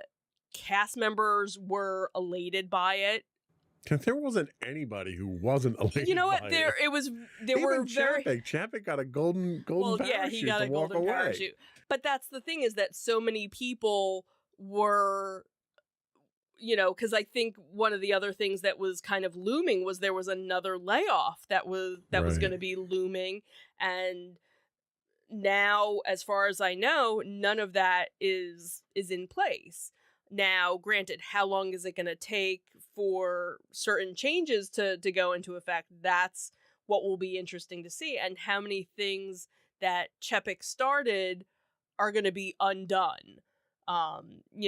Because we know they're not going to get rid of certain things, but are they going to start modifying? Well, and let's other face things? it, he comes in. If you want to play devil's advocate, you can say, "Oh, well, he came in during the pandemic, Mhm. and that was really what burned him." But in reality, a lot of companies, everybody went through the pandemic. Right. And a lot of companies didn't go into the pandemic with the same balance sheet that Disney did. Right. And somehow, Chapek manages to wipe out 36% of that budget sheet after doing all the layoffs that he did, Mhm. all the cutbacks that he did, all the penny pinching that he did. Right. He still managed to lose 36%. Mm-hmm. That's just an astounding level of incompetence that I don't think you've seen in business, since somebody bought a company for $44 billion and lost $20 billion the next day on it. Yeah. Yeah. Twitter being that company, obviously. Nobody was sad to see Chapek go. No. Even Chapek wasn't, because he just got his contract renewed. Right. So he's getting paid for his full contract. Mm-hmm. He's getting a golden parachute to just walk away and not say anything. Right. Right. So he's set for life at this Mhm. point in time. He Yeah. basically stepped in crap and he's set for life now. yeah. What Disney, I think, is scared of is they've only got Bob Iger for 2 years. Right. So they need to groom a new successor in 2 years to have him ready. Right. Who's that successor going to be? Well, and that's the thing, is there have been a couple of different articles that have come out with, the proposed, hey, this person's, ready to come up and this person's ready to come up. So it definitely sounds like it's going to be somebody that's already in the Disney Corporation, whether or not it's somebody that's well known by, other people. Problem was Chepik was from the corporation too. So Well, Chapek was from Parks. right, but he was still, and that was what he ended up hurting, Right. That so was what much he of. targeted the most. Right, which is kind of shocking where if that's where he was from, but then of course you had everything that happened with Scarlett Johansson, and you had Well, yeah, he screwed the all pooch on of- that one too. right, so there was so much that got hurt along the way of everything. Well, basically, anything he touched, he screwed up. right. all he the had to do, streaming, and- okay? right. You're coming in as the head of a company Mhm. that literally prints money. It's got more money than God. All you have to do is not screw up. Right. And all he did was screw up. Right. Right. Everything he got involved with, he screwed up. Mm-hmm. So to see him gone is a good thing. My concern is, who are the people that picked him in the first place? Right. They should be gone too because of Mhm. how poor a judgment they had. Right. Right. Because if they're involved in picking the next successor, you're back in the same boat. So where are you going to go with that? Yeah, so it'll be, interesting to see. It's 2 years, and a lot can happen in 2 years, and, obviously not as much will be undone, because I don't think they're... He doesn't have time to. Right, he doesn't have time to undo it. He's got to correct the ship right now and Right. get it back on course, get a successor going. Right, He doesn't have the luxury of going back and retconning all the stuff that Chepik screwed up. right. So, again, how quickly things will happen, that will be left to see, and maybe we'll actually be going sooner than There is a later. chance, I'll concede the point that there is a chance that we may be going back sooner than I had originally anticipated. right, because I even was under the notion, after we were just there in the summer, I was like, yeah, I don't know if I want to go back. It was anytime literally soon. the first time I felt I didn't get my money's worth at Disney. Yeah, And absolutely. I've bitched and complained about Disney from day one because of Oh, absolutely. various things. Yeah, And and I agree. Iger, I was down on Iger for the longest time because I think he was completely overpaid. Now he comes back now, and he was making about 54 with compensation, right? So his compensation package right now is about 24. So he's half of what he was at before, and that's the vast majority of it is incentive based. Right, right. So he's got to do something to turn the company around. Yeah. But as much as I was down on him before, you really can't knock him for some of the stuff that he did. I mean, he had probably one of the longest list of accomplishments of any Disney CEO ever. Right, right. I mean, this guy had more wins than Babe Ruth. He was just literally the golden child. And that was 15 years as CEO Right. with a total of, I think it was 50 years or something like that with the company I in think general. so. Close to it. I mean, some of the stuff that he went down, Lucasfilm, Pixar, Marvel. These are all the acquisitions that he made. So it was incredible, some of the stuff that he's done. 2 years coming back, though? I mean, it's amazing how much damage Chapek did in the short time. How long was he there? 999 days, according to a bunch of different people, which, And he did a lot of damage in that amount of time. Yeah. And granted, yes, totally understand. Pandemic, that put a lot of strain. But I think that's where you needed to kind of, everybody else is going through all these hard times. Don't put the hard times on something that is expendable, really. Nobody needs to go on a vacation. They want to go on vacation. And that should have been where you had, less of a strain. And what he ended up doing was raising prices, for so much of the stuff that it basically became a place for only the 1% to go. Yeah. They didn't really care about the value resorts. They didn't care about, the person that, the locals who want to go and escape, a couple of hours a day. They wanted the people who were willing to spend, a week there in their high-end places, the Star Wars resort. Like, that's been... That big giant middle finger to the fans. Yeah, really. And you have people that are like, all right, I did it once. I don't need to ever really do it again.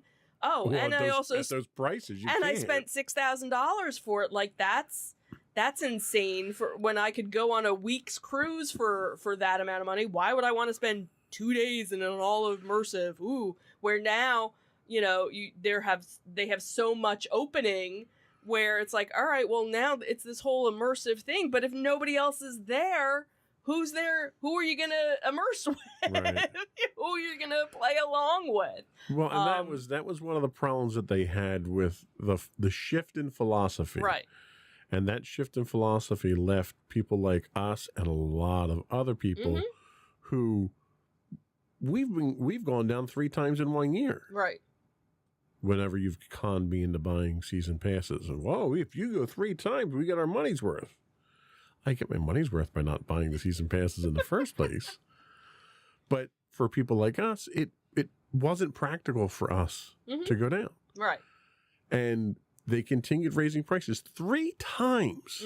Now, every year they raise their prices, and it's expected. Right. Whether it's justified or not. 3 times this year, this calendar year, they've raised their prices. They just raised them again on the local season passes. Right. That's insane. Right. So not only are they raising their prices at an enormous rate, and we're not talking 1%, 2%, we're talking 10%, 13% in some instances. Right. They haven't brought back anywhere near the stuff that they had taken out. Right. So you still don't get the ambiance. You don't get the experience. You don't even get, like, some of the stalls are closed down. Right. When we were there, we went through Magic Kingdom. you've got stalls that are not stalls but stores. Right. Entire stores are shut down. It literally looks like Well, a that was slum like when in Disney. we noticed it more so in Hollywood Studios, the one backlot area where Right. the Little Mermaid show, that's been closed, so there's nothing there. Then they had the little gift shop that was there. That's completely closed. The Playhouse Disney, that's closed. They had a couple of characters, but that was really it. And that whole area used to have a whole bunch of stuff. Then back where the Muppet store was, when you leave the Muppet movie, that's closed. So they have all these stores, and all these areas where there's nothing there. So you kind of walk through and you're kind of like, this is kind of creepy and deserted. And like you said too, Magic Kingdom. It's like Disneyland, the inner city experience or something, you Right. know? And then of course I'm waiting to see like graffiti on the walls at some point. and then you have Epcot with all the construction that was going on, which, hey, that's great. But again, like we've said before, you have all this construction and I'm still paying full price Right. for things that aren't open and Right. things that are closed. Like, maybe you should give me a discount. Yeah, Or, no, but instead they're finding new things for you to pay for. Mhm. Well, you need to pay for your magic bands now. We don't give them to you Right. for free. You got to pay for your parking now, which it still blows my mind why you have to pay for parking at Disney. if you're a resort guest. If you're a resort, it makes no sense whatsoever to Right. me. You got to pay for your refills now too, because we got to chip the cup, and it's like, how many different ways are you going to nickel and dime people? And then Genie Plus and that whole waste thing of that- time and effort and money. It's just, yeah. And this is just the parks. This is just how he screwed the parks up. Yeah. This isn't even outside of that. The movies and the Right. terrible television that they're churning out on Disney Plus now, just to say that they have fresh content. Right, which supposedly that's one of the things that Iger is, like, okay, we don't need to have a new, Star Wars series every 6 months. Right, Or, right. like there's too much. Let's kind of Yeah. turn We back. don't need a on some of 12 that. episode series of a show that we only needed 2 episodes of. Right. So So, anyway, the Bobs are back again. At least Iger is. right. One Bob. Chapek is sitting on a beach somewhere laughing it up now. Yeah. I'm curious where he winds up. Like, where can you go after literally nosediving the company for the entire time you're there? Who's going to hire you at that point in time? Somebody will. I'm sure there's some small entertainment company that would be willing to take him on, or something. Just to have the name, I guess. I Yeah. don't know. Anyway, hopefully it gets better. Yeah. We're holding out hope. Yep. Absolutely. So we're going to take a quick break, and we're going to come back and talk about some Walking Dead. We'll be right back.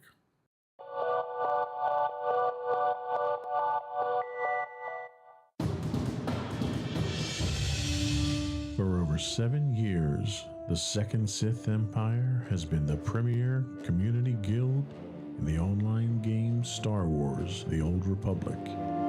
With hundreds of friendly and helpful active members, a weekly schedule of nightly events, annual guild meet and greets, and an active community both on the web and on Discord. The Second Sith Empire is more than your typical gaming group. We're family. Join us on the Starforge server for nightly events such as operations, flashpoints, world boss hunts, Star Wars trivia, guild lottery, and much more. Visit us on the web today at www.thesecondsithempire.com.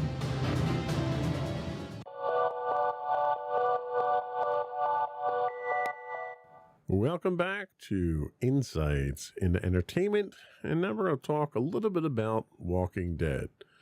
So for the longest time, 11 years now, 10 years now? 10 seasons.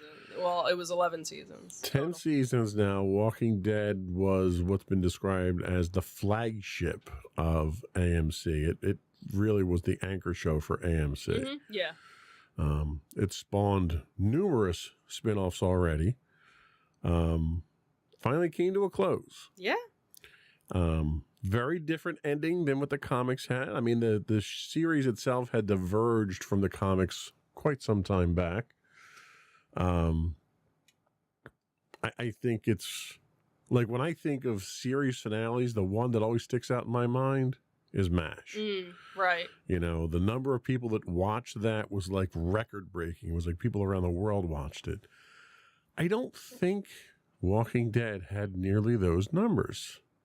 Why do you think that is? If it was such an important show on AMC, have viewing habits changed? Is AMC not a major player in the entertainment of this type of thing? I'm not sure because I didn't look to see what the stats were for it ending.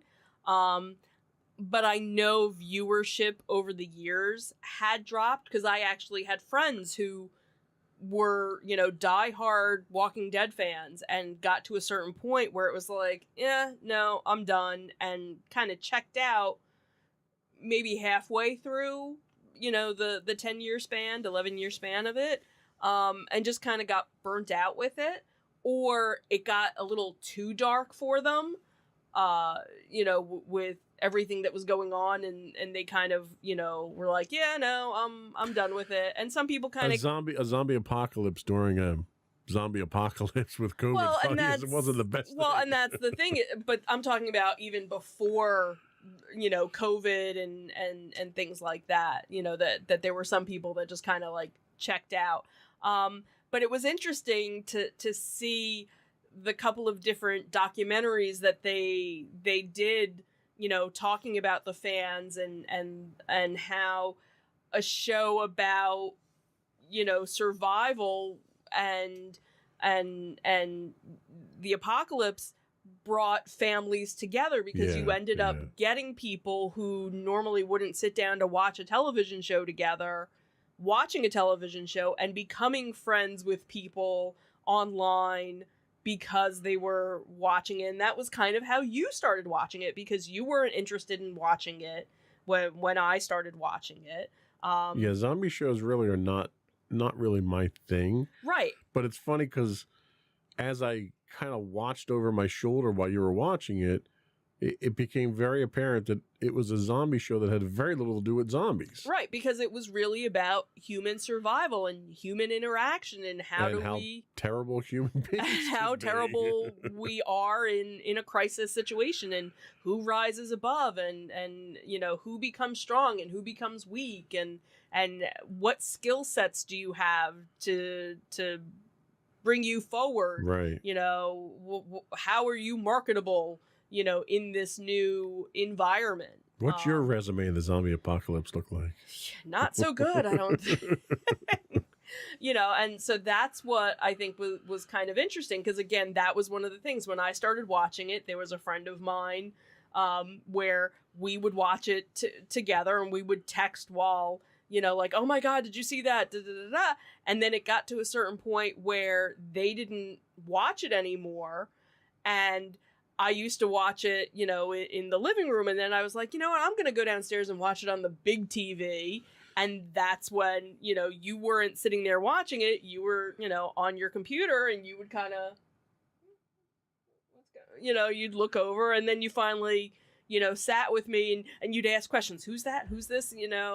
And then you decided, well, I have to watch it from the beginning, and you started season 1. And that was a painful trek, going all the way back to season 1, watching it from season 1, episode 1, all the way through. I think I started watching with you in season 7, I think. Maybe.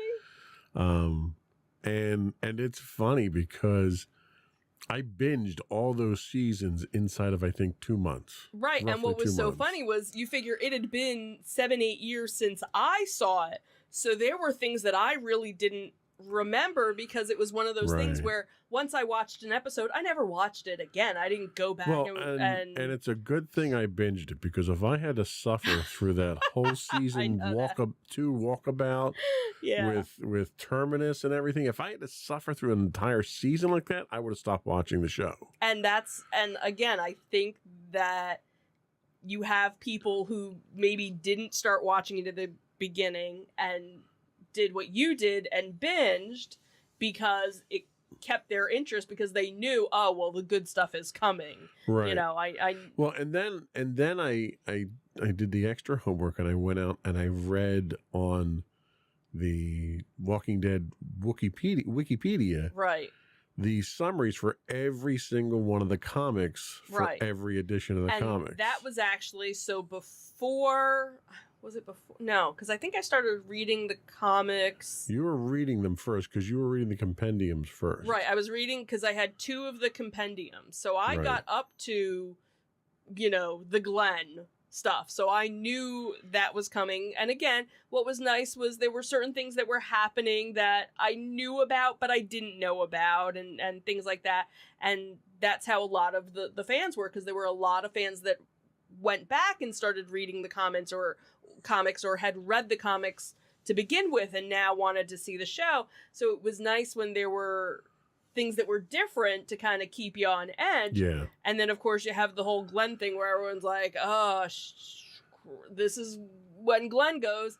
And then all of a sudden, Abraham goes too. And you're like, what? That? Well, and to the show's credit, they didn't pop his eyeball out like they did in the comics. That was Glenn. when that was they Glenn. Popped his eyeball Right. out. So that's where a lot of people were like, nope, I'm done because now. But I think that was good because then at least you didn't have a full blueprint of And that was the thing. what Like, it was to watch ahead. it stuck pretty close to the comics up till that point, and that was where the big diversion started Right. happening. And that's where you Now, had the divide Granted, of you people. started out with characters in the show that weren't in the comics. Right. You had character development with like Carol that was completely different, Mm-hmm. and that was freaky. The interaction with her and Rick and his wife, and Right. that was weird stuff in the comics. Right. You didn't get any of that stuff. Mm-mm. And I think ultimately it's funny, characters that didn't make it, either didn't exist in the comics or didn't make it very far in the comics, wind up being the ones that are Right. there in That the end. lived, in the end. Yeah. And are getting their own spin-off. Right, and now are getting their own spin-off. So, yeah, kind of, I think you still had a lot of people that watched, and, but again, because it's broken off into a couple of different, spin-offs, it's not going away anytime soon, obviously, from Honestly, I think that was one of the things that was very anticlimactic for me was, all right, so The Walking Dead is done. This is the end of The Walking Dead, except for these other 2 shows that are going on, these 2 new shows that are coming out, and it was like, it's not over. Right, because technically, it was very straight. Like when MASH was over, they had MASH spinoffs, but right. they were the characters in completely different modes. Mm-hmm. Like you had the After MASH where they came back to the States and they were in a hospital or something like that.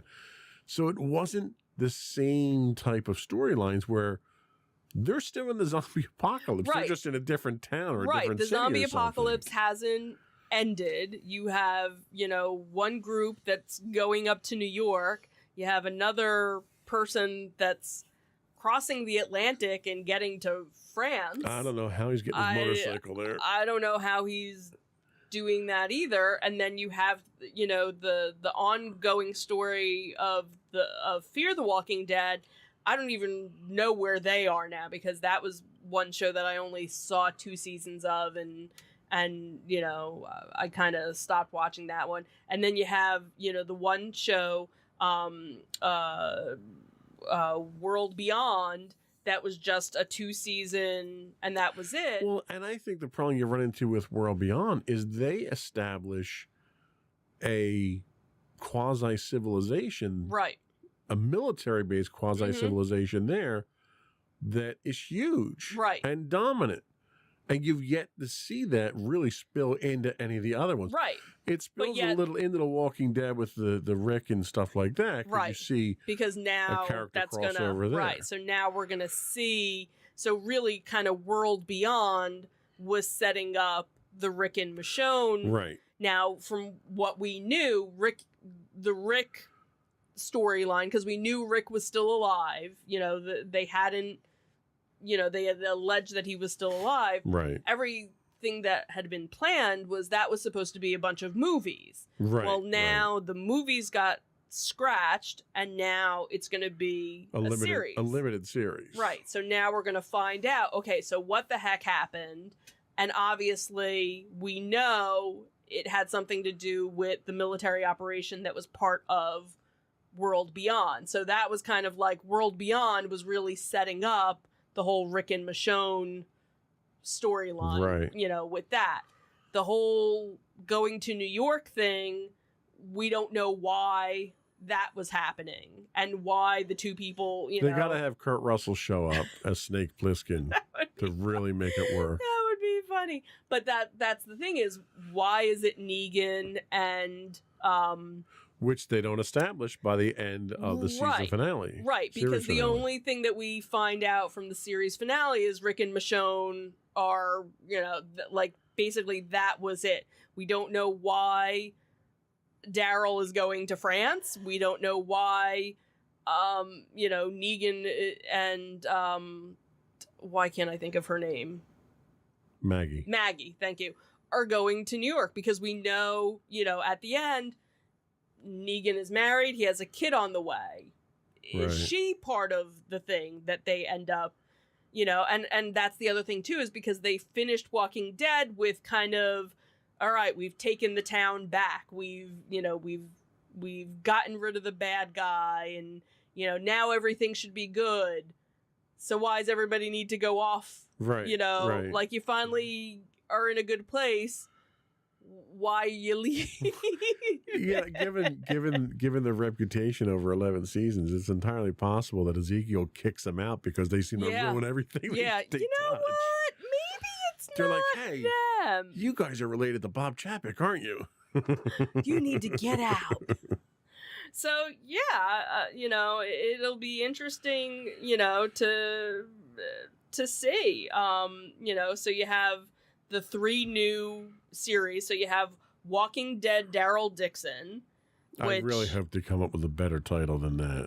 And now the other thing too that I guess it was from World Beyond, was the fast zombies, the ones in France. Right, you got climbers. You got the climbers. You got runners. And you got the ones that can open doors now. Yeah, you got the articulated ones, the guys that can pick stuff up.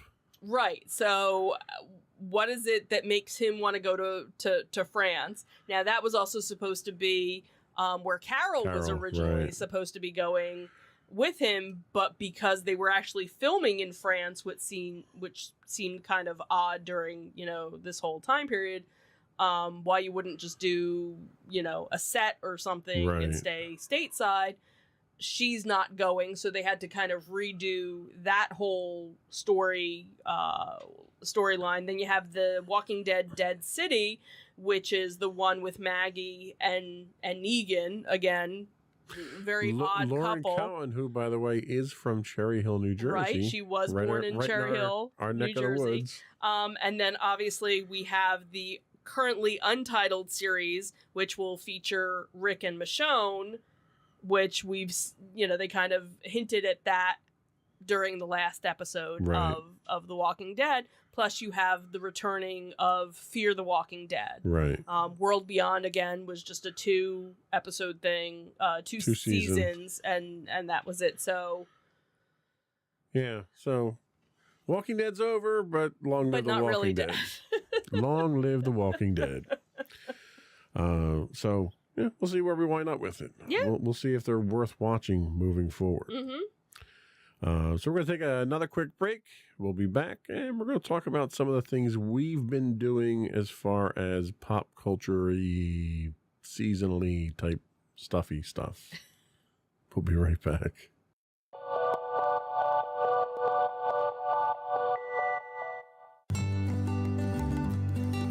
Insights into Teens, a podcast series exploring the issues and challenges of today's youth. Talking to real teens about real teen problems. Explore issues from braces to puberty, social anxiety to financial responsibility. Each week, we talk about the topics concerning today's youth. We look at how the issues affect teens, how to cope with these issues, and how parents, friends, and loved ones can help teens handle these challenges. Check out our video episodes on youtube.com/insightsintothings. Catch our audio versions on podcast.insightsintoteens.com or on the web at insightsintothings.com.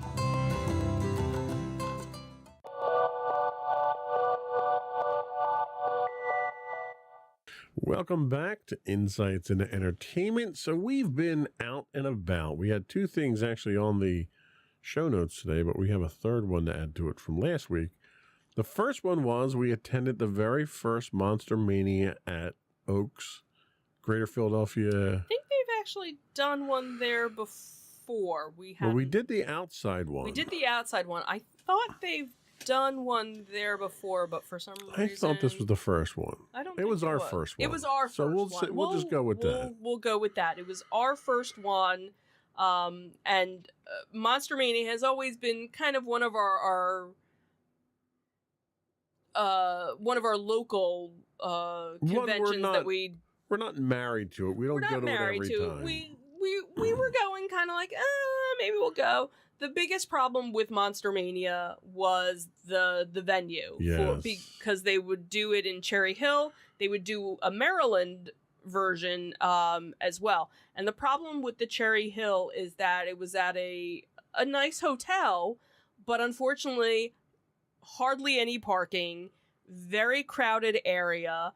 They did finally start kind of spreading it out throughout the years, but again, just in general, you're even on top of each other. Right, even pre-pandemic, you were very much on top of each other and parking just not being, and I always felt bad for anybody that was actually staying there as a guest and had no idea what was going on. I think I told you years ago I had a friend of mine who he had a cousin or somebody who was attending a wedding reception the same weekend. Oh, jeez. And they come down off the elevator and they're getting ready to go to the wedding reception and wherever the ballroom was.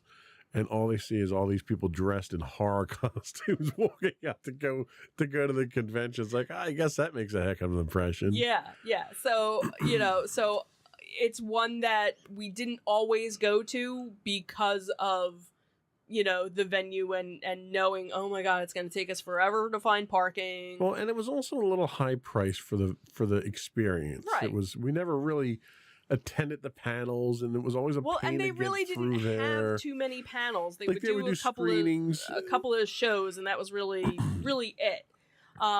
So this time they were doing it at Oaks, which is probably our favorite venue of all the venues. One, because it's very spacious. Whatever we've been to has not felt crowded. We've done RetroCon there. We did the Greater Philadelphia. RetroCon. We did the Greater Philadelphia Expo there. And now we can add Monster Mania as well. One, free parking, tons of parking. And it's such a big venue that they usually have more than one event going on at a time, and you don't feel like there's more than one event going on at a time. The good news is, because they had such a good turnout, they are going back to Oaks next year. We did do, during, I guess it was last summer or before the summer, last May, they had done an outdoor, it was basically a flea market. It was like a sweat lodge. It was a sweat lodge. So it was nice to see them, back here inside. And what was nice was the one area they had a whole bunch of celebrities, so that if you wanted to partake in that. It was set up in such a way that you had very organized, very large aisles for your vendors. Yes. Nothing was crowded. You had an entire other area for your panels with plenty of seating. Right. You And didn't it have was- to sign up for any of them. You could Right, just and walk all into the panels were, it was actually open air, so, you know, if you happen to be walking by, it was like, oh, Right. so-and-so's speaking. We're like, oh, well, Then we'll they sit had down the for a little celebrities bit. in the back room. They had the food off to the side. It was so well done. I mean, of all the conventions that we've gone to, I think it was probably one of the best layouts that they've had of Yeah. all the conventions we've gone to. Yeah, yeah. I was very happy with the experience. I was very happy with the fact that I wasn't elbowing people left and right. Plenty of space. Very well done. We'll definitely be going And back. again, like I said, they've already booked it. They signed their contract. And the number of vendors. They must have had, Yeah. 30-40% more vendors there than they do, because you can house that many there. Right. They couldn't house that many in Cherry Hill. Yeah, so definitely, if you're a fan of the monster conventions, this is definitely one that we Even would if you're a highly- fan of just pop culture, because of the increased number of vendors, Yeah, it wasn't just horror stuff. right. Which was really nice. Yeah, and they have, a couple of, other vendors there, selling coffee and pickles and other things. Yeah, but you had sci-fi there. You had Right, typical right. pop culture. You had movie stuff there. Right, because you always, You had toy vendors there. right, because you usually always get a vendor who not only has their sci-fi or their horror stuff, but they have their other stuff, Right. as well. So before we move on to the next one on the list, let's talk about what we did this weekend, since we're on a convention kick. Sure. So for our second year in a row now, we have gone down to Maryland and gone to Ocean City Comic Con.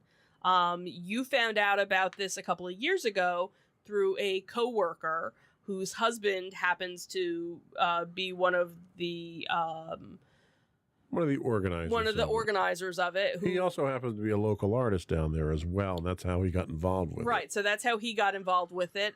So last year was the first year that we went. We made a weekend of it because we don't live that close to And we had Ocean. so much fun. I broke a rib down there, so So much fun. didn't have that much fun this time around. Yeah, thank goodness. But what's nice is they do it around this time of year, and there's other things going on Yeah. during the time of year. So if you do want to make a weekend getaway, there's other things to do.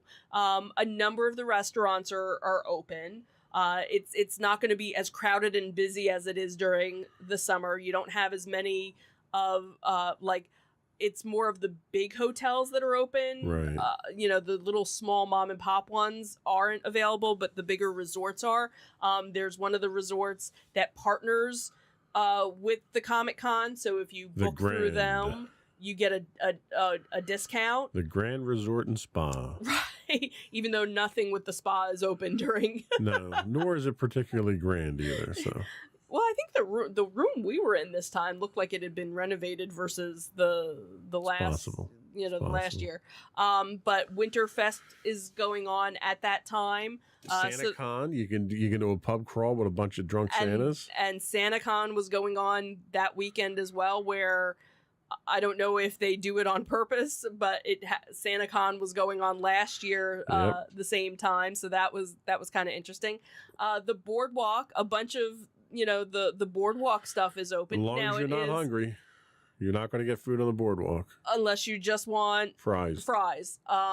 But they're not open terribly late, so you can't do the convention till 5:00 and think, oh well, now I'm going to go to the Right. boardwalk for a couple of hours. So you do have to kind of look to see what time places are open to. We tried 2 new places to eat, Absolutely. and both were really good, so we would highly recommend that. So again, for us, it's about a 2.5 hour ride, and makes a nice little weekend getaway. So this year they actually expanded the show floor. They had 30% more space here. They opened up a back room. I have it on good authority that they're going to be expanding it again next year. They improved their food process. They improved their ticketing process. They're looking into doing online ticketing sales next year as well to speed that process up. We were very fortunate. We bought them at the hotel ahead of time, so we were able to get right in. They also are looking not next year, but possibly the following year to expand it to 2 days. So what's really nice is it's a great convention, and it's a convention that they're taking the profits and pouring it back into it and making it better and better. Yeah. So just over 2 years of going, we've seen it get better, and they're making it even better after that. So it's a local convention run by locals, but it's people who are passionate. Right. It's local artists who are running it. Yeah. So they know what a convention needs to have to be successful. Right. Right. So it's kind of a breath of fresh air to see that kind of thing. It's not some corporate conglomeration who's just out there churning out conventions to make money. It's people who are there at the conventions, which you can really tell the difference. Yeah, absolutely. And one of the things that, that we commented on, and when you had talked to, your coworker about it, they, said, yeah, that was kind of the point. Most conventions that you go to, you have, here's this vendor aisle and this vendor aisle, and here's all of our artists. We kind of put them in Artist Alley, away. And you have a lot of people that never even go down Artist Alley because they're not interested in all of that. And, and in some cases it's a shame because there's some really good artists there, that just want to be recognized. And what was nice was here, they mixed them in with everybody else. So it wasn't here is just the vendor selling this, and here's just the people doing this. Here's a mix of everything. Absolutely. So you'd have, an artist next to somebody else. So if it was something that you weren't interested in the artist, okay, so you walk right past them, or you give a nod and you look at the next person. Or maybe because you're looking at the one vendor, oh, there's an artist here. Oh, let me look and see what you have. So that was kind of nice that it was kind of blended a little bit better than some of the other, conventions that we've gone to. So Ocean City Comic Con, definitely recommend it again. Before we do go, let's talk seasonal stuff. Sure. We've done one so far. We may be doing another one this weekend. What did we do so far? So we did Night of Lights at Creamy Acres. So this was one that when they started doing the lights, it was only a wagon ride through. You weren't driving through. So you had to be in one of their wagons riding through. And then with the pandemic, they changed it over so that you could drive your own car. So this year they actually brought back the wagons, but you're still able to drive your car through, which is nice because then you don't have to, especially if it's cold or the weather is questionable, you don't have to worry about. Or if their music is terrible. Right. Then you can listen to your own music. So this is one that we've done the past couple of years. It's a little local for us. And what's nice is after, you're done going through, they do have a little shop area. You can go and see Santa. They do have fire pits now, because I think last year, I don't think they were doing fire pits just yet. No. I can't remember. So they had fire pits. You could buy a little s'mores kit, which was $4 or something to make 2 s'mores. But hey, but they had a little bit more food available. They had like a bakery area, and then they had, cheesesteaks and chicken fingers and, some fried stuff. All that Christmassy food. And then they have a couple of characters, walking around. Creepy characters. But it's nice because it's a local farm that does this. You can buy your tickets online, or you can buy them there, and a nice little enjoyable drive-through Christmas light display. All right, I'm going to put you on the spot. What are we doing this weekend? So we are probably, depending on what the weather is, I'm guessing maybe Shady Brook. Yeah, probably. We also are fortunate enough that Diggerland, which they happen to do a drive-through one as well, so maybe we'll give them a try.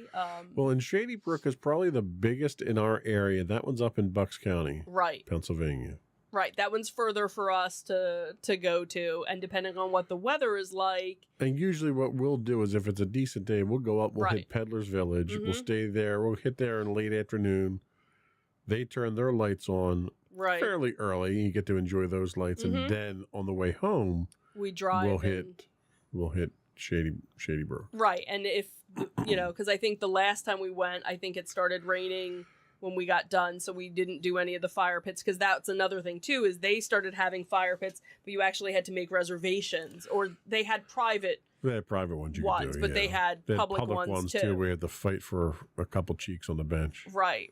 So- So we'll see. We'll see So- how it goes. It's always that fun part of fighting around the fire that we love to do around the holidays. But now we have our own, fire pit. So right, we have to assemble that. This weekend and find weekend. stuff to burn. We'll be throwing furniture and stuff in there. So if you got anything you need to burn, Yeah, bring it over. Just make bring sure it it's over. cut down real small. Right. It's not a big pit.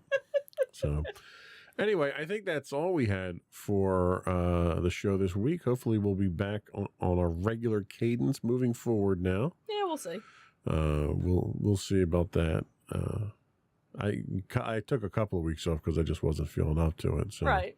moving forward, hopefully we'll be a little more. Before we do go, though, I do once again want to ask you to subscribe to the podcast. You can find audio and video versions of our podcast listed as Insights into Things. We're available on Pandora, Castro, Stitcher, Podbean, Buzzsprout, any place you can find a podcast these days. You can also find this show listed as Insights into Entertainment as well on your podcast listings. Feel free to email us, write into us at comments@insightsintothings.com. Hit us up on Twitter. We do accept DMs if you want to send some over with suggestions or just feedback on how we're doing. You can hit us at twitter.com/insights_things. I'm stealing all your lines here, aren't I? Yeah, Sorry. it's okay. You're next. You do All the right. rest. So you can also find us on Facebook at facebook.com/Insights into Things podcast. You can find us on Instagram if I ever decide to post there again, on Instagram.com/Insights into Things. But obviously the best place to go would be our official website, which has links to everything that we do. And that is insightsintothings.com. That's it. Another one in the books. Have a good week, everyone. Bye. Bye.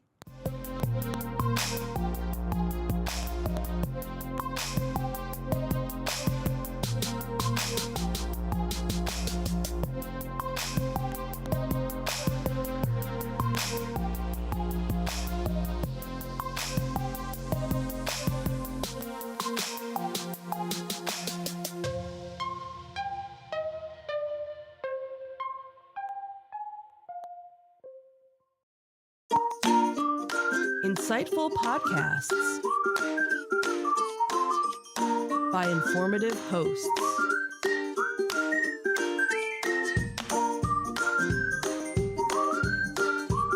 Insights into Things, a podcast network.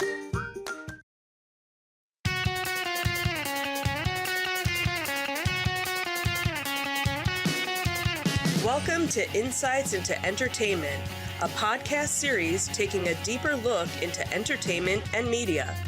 Your hosts, Joseph and Michelle Whalen, a husband and wife team of pop culture fanatics, are exploring all things from music and movies to television and fandom. Welcome to Insights into Entertainment. This is episode 147, Disney Dissected. I am your host, Joseph Whalen, and my patient and understanding co-host, Michelle Whalen. Hi, everyone. So what makes you patient and understanding for this episode, dear? I don't know. I'm kind of confused. It's because you were patient and understanding with me when I was down in Disney. Oh, okay. I thought that's what it was, but I wasn't completely sure. I didn't divorce you while we were away, so that is true. That is true. So, And welcome back to the show, by the way. You did Thank take you. a couple of episodes off while Sam sort of stepped in for the topics he wanted to do. yep, yep. So this is your first time back in the studio recording for almost 2 months now, isn't it? I can't even remember because I did an Insights into Tomorrow episode. Right. You stepped So in for him. we and kind of filled, swapped. and then we were trying to find other topics to talk about to give Right. Sam some more time doing the entertainment stuff, and me, and it just never. There wasn't anything that Nothing jumping out. nothing Yeah. jumping out. But So, he kind of took to the entertainment side, so he may come in and fill in for you more often. We'll there see. you go. Today we are talking about dissecting Disney. And this is really about our trip to Right, Disney. right. So as previously promised on this podcast, this week we bring you our review of the current state of Disney parks in Florida. Having spent a week down in somewhat sunny, often rainy, and oppressively hot Florida, we've had a chance to see if Disney has been able to bring the magic back. We'll take a look at the resort we stayed at, the amenities offered, and the service at the resort. And then we'll take a look at some of the technology that Disney's trying to throw at its guests to justify the drawbacks of a lack of service in some parts, but a cost as well, as they pretend to give you more services. Right. And finally, we'll talk about our experiences at 3 of the 4 parks, because we don't really go to Animal Kingdom because it kind of sucks. But Other people enjoy other that people park. do enjoy it. We don't. We don't. It's not one of our favorites. It's not, and it's not an all-day park for us, even if we do go. Right. And we'll talk about where those parks stand compared to our previous visits. Before we do that, though, I do want to invite our listening and viewing audience to subscribe to the podcast. You can find audio versions of this podcast listed as Insights into Entertainment. You can also find audio and video versions of all the network's podcasts listed as Insights into Things, and we're available any place you can get a podcast these days. I would also invite you to write in, give us your feedback, tell us how we're doing. Give us your show suggestions, what you want us to talk about. You can email us at comments@insightsintothings.com. We're on Twitter at insights_things, or you can visit us on our official website at www.insightsintothings.com for all of our social media links. Are we ready? Sure. Let's go.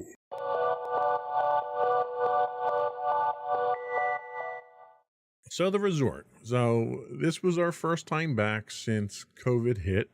It's been over 2 years since we've been back. Tried to take it kind of light. We didn't go overboard on this time. We actually did sell our DVC in the interim since our last time down. Correct. So we weren't staying at the All-Star Movies. Correct. So what was your first impression of the resort itself? Overall, I really didn't notice much of a difference. One of the things that they've been pushing even before COVID started was getting you to do online check-in in advance of your reservation so that you didn't have to go to the front desk for check-in. And again, like I said, that's been something that was going on before COVID even happened, because we would normally do that, where we would check in a couple of weeks beforehand, and then usually once we got down to the area, we would get a text message saying our room was ready, and we could just go to our room because we already had Magic Band, so there was no need to go to get a key or anything like that. So that was still in place. So again, we didn't go to the front desk. Basically, the only thing that we checked in with was security. Once we first got there, showing our ID, they basically, yep, you're here. And, we kind of went on our merry little way. And probably within, 20 minutes of us getting to the physical resort, we got a text message that our room was ready, but we had gone to the main building to go get lunch and kind of walk around a little bit before we actually made our way. So again, nothing really seemed that different from the last time. Of course, it's been probably 3 or 4 years maybe since we've been at an All-Stars or a value resort, because again, we were using our DVC for most of the trip. So again, I didn't notice anything major, different in it. Obviously, and we'll talk about it, that the rooms have obviously been updated since the last time we had stayed at a value resort. Yeah, and that's really the biggest thing I think that I noticed about the resort was they pulled out all the carpeting. Because it was always themed rooms. It was always some kind of, print carpet on there that was relevant to the building that you're in or whatever. Right. We happened to be staying in Dalmatians while we were there. But they pulled it out. You had all hardwood floors. You had all brand new furniture. Correct. You had really what was an innovative approach to furniture where you had a convertible bed. Right. You had down from sort the of wall. a Murphy bed. Yeah. That when the Murphy bed was up, it was actually a table. Right. So and it was so funny because I think the first time we went to convert it, we were like, what do we do? Like there were no instructions when all you really had to do was just pull it down. So you just had to make sure that the table was cleared off. What was nice about it was the use of space was much better than it had been with 2 beds in there. Yes. The problem is that when we come in, me specifically, I come in with Lots a load of of technology. And what I'll do is I'll set up on the table and leave it there for the duration. And unfortunately, we didn't have that option here because the table went away at night because we had to use the bed. Right. So I could totally see if it was something where you were maybe only, 2 people in a room and you didn't need to have that second bed all the time, that you could, easily leave everything. But I could see for anybody that had 3 or more people, you would always have to transform your room or just leave your bed down, but then you didn't have the any table. Surface space. So that would have been a nice thing if they had something where they had like a flip down table attached to the wall. Yeah, like an IKEA style table. Right, where you could just flip it down and this way put the chairs, because you still had 2 chairs. Right, you had to do something with the chairs from the table. And that was what was so funny, was like seeing other rooms, what people did with their chairs. Now the other thing too that we had was you rented a scooter from an outside company, so we had it in our room. So that kind of ate up some of the room in some of the surface room of the hotel room. So a lot of people would put their chairs against the window. There was actually one that actually just put them outside. Yeah. I guess they needed, that much more room. So it was kind of, you didn't know what to do with the chairs once the bed was down. Like there was no specific, area. It was basically, okay, well, we'll put it over here for today. So they upgraded the bathroom area as well. Yes. So traditionally what you had was you have a small bathroom that has a shower and a toilet, and then your sink is outside in sort of like a little prep area. Right. And that, for privacy in that area, you typically have a curtain that goes Well, it was across. funny because I remember years ago they didn't have the curtain. Right, you had nothing there originally. So that this way, if somebody was brushing their teeth, it was out in the open, but where the bathtub and shower and the toilet are, there was always a door. Right. And then at some point they added a curtain so that this way, if you wanted to get changed and, so they, they evolved. So that's been evolved into a barn door style sliding door. Right.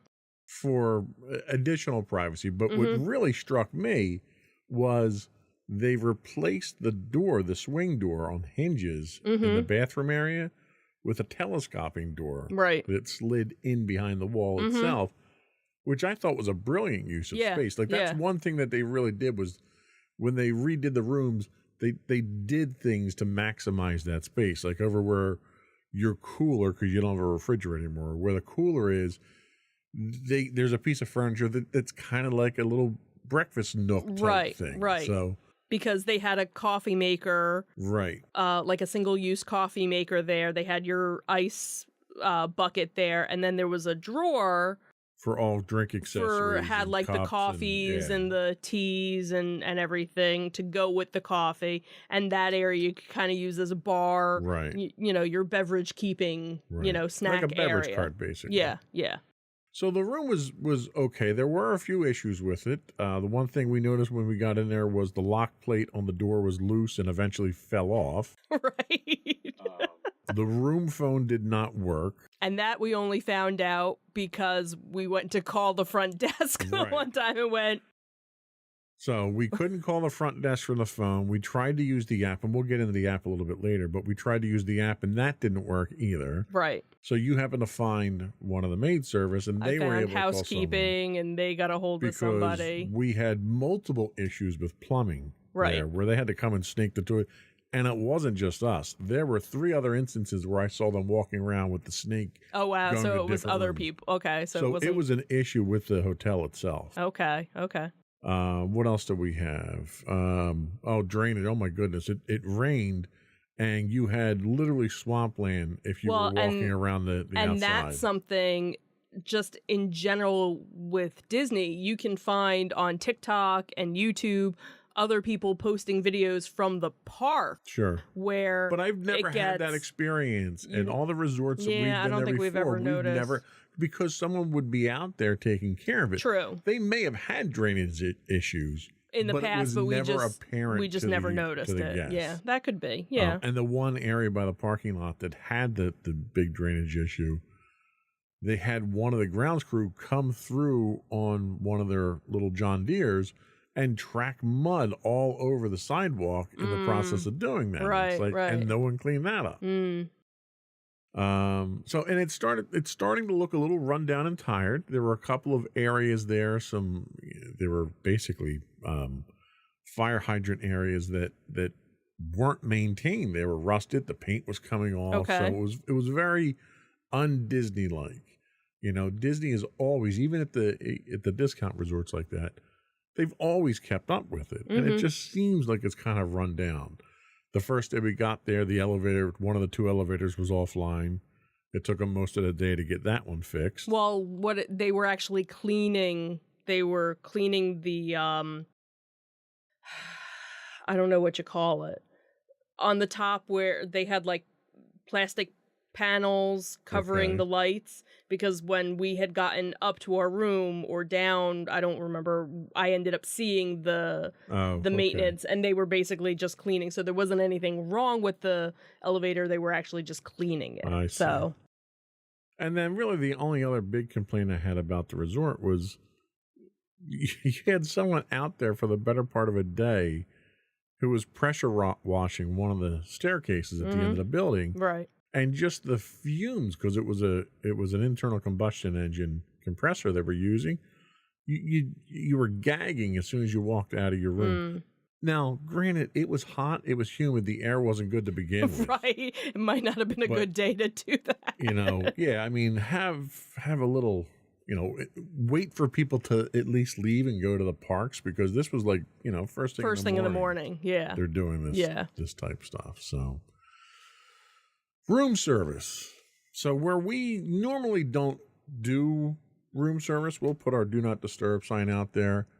They used to do daily room service, Correct. and now they're down to every other day, every 3 days, every 3 days or something. And I think it's every So- 4 days if you're DVC. Yeah. And to me, that's a significant drop in service, because they didn't reduce the cost of the room at all. Right. In fact, it went up, and you're getting less service there. So that was a ding, I think, in my book.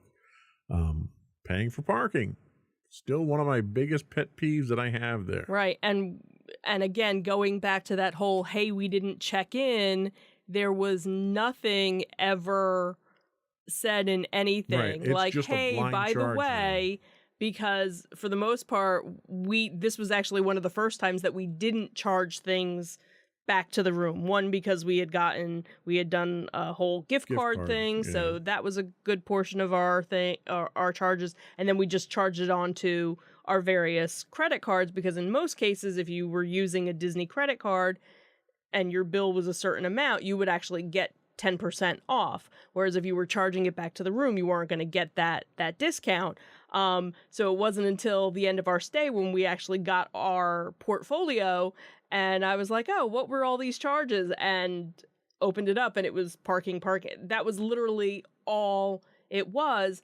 And that's where, again, we've been there since they've been charging for parking, so it wasn't a shock for us. But what if this was our first time and we didn't know? That's something, if granted, yes, it's not the security officer's job checking you in, but if you're doing the mobile check-in, if you're checking in, online beforehand, something should pop up saying, hey, by the way, just so you know, if you're driving, you're going to have this $15 a day or whatever. How did they know that we were driving is what I'd like to know. Well, because we checked in with security, that was what. So that could have been a rental car we had for one day and got rid of it, or we could have been getting dropped off by someone. How do they know that you're parking there? Well, and then that's the thing, is that we would have had to. I would dispute that charge because it was never detailed anywhere on the original bill. And that's the other thing too, because what used to happen is when you would go to the front desk and check in, they would ask you, "Oh, are you, staying on property?" Because they would give you a parking permit. Right. So now they don't even print out. And they'd get your license plate number. Right. But they got my license plate number when we checked in, because security there was a camera towards the back that could see my tag. So they're nickel and diming you there, which was very annoying. Right. We bought the mugs, which I didn't want to do, but you thought it'd be a good idea to buy the mugs. Right. And the quality of mugs have gone down significantly. They've got the cheapest lids. The lids kept falling off. I almost lost the lid twice. It's just, I was very disappointed at that, but that's there to support the fact that you can't get multiple refills. You buy a disposable cup from them, you pay $4 for it, and you're allowed 3 refills within an hour or two or something like that, which is idiotic. It really is. Right. Because Disney is not losing money on me getting a refill on my soda. And granted, you almost never got a refill on your soda. Right. So and the problem that I have, but with the fact that you're charging me $4 for a soda, where 90% of the cost of that drink is cup. Just the cup, and you're putting a chip in that cup now, so I can't get refills, which makes the cup more expensive. It's an idiotic business model that they have there. I didn't want to go on with any other complaints about the resorts. Did you have any highlights, any positives? Anything nice to say to counter any of my complaints? Well, the one thing I did like, which was new, I think, since the last time we were there, is that they actually have, when you go to the buses, if you're taking the resort transportation, because usually most of the time, if we didn't have the scooter already, we would usually just drive to the park. This way we wouldn't have to worry about waiting for a bus or anything else. But because of the scooter, we had to use the transportation. And one of the nice things was, as soon as you got to the area, they had a little schedule showing you when the next bus, estimated time when the next bus for the different locations was going to be coming. So that I thought was very helpful. And they've had that at the moderate and the higher end resorts. This was new for us at the Value Resort. So it was that was nice. a nice touch to see. So all right. So we'll give them a plus for that one then.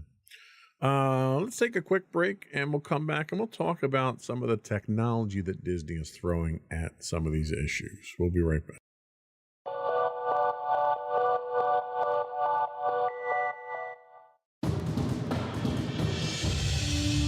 For over 7 years, the Second Sith Empire has been the premier community guild in the online game Star Wars: The Old Republic. With hundreds of friendly and helpful active members, a weekly schedule of nightly events, annual guild meet and greets, and an active community both on the web and on Discord. The Second Sith Empire is more than your typical gaming group. We're family. Join us on the Starforge server for nightly events such as operations, flashpoints, world boss hunts, Star Wars trivia, Guild Lottery, and much more. Visit us on the web today at www.thesecondsithempire.com.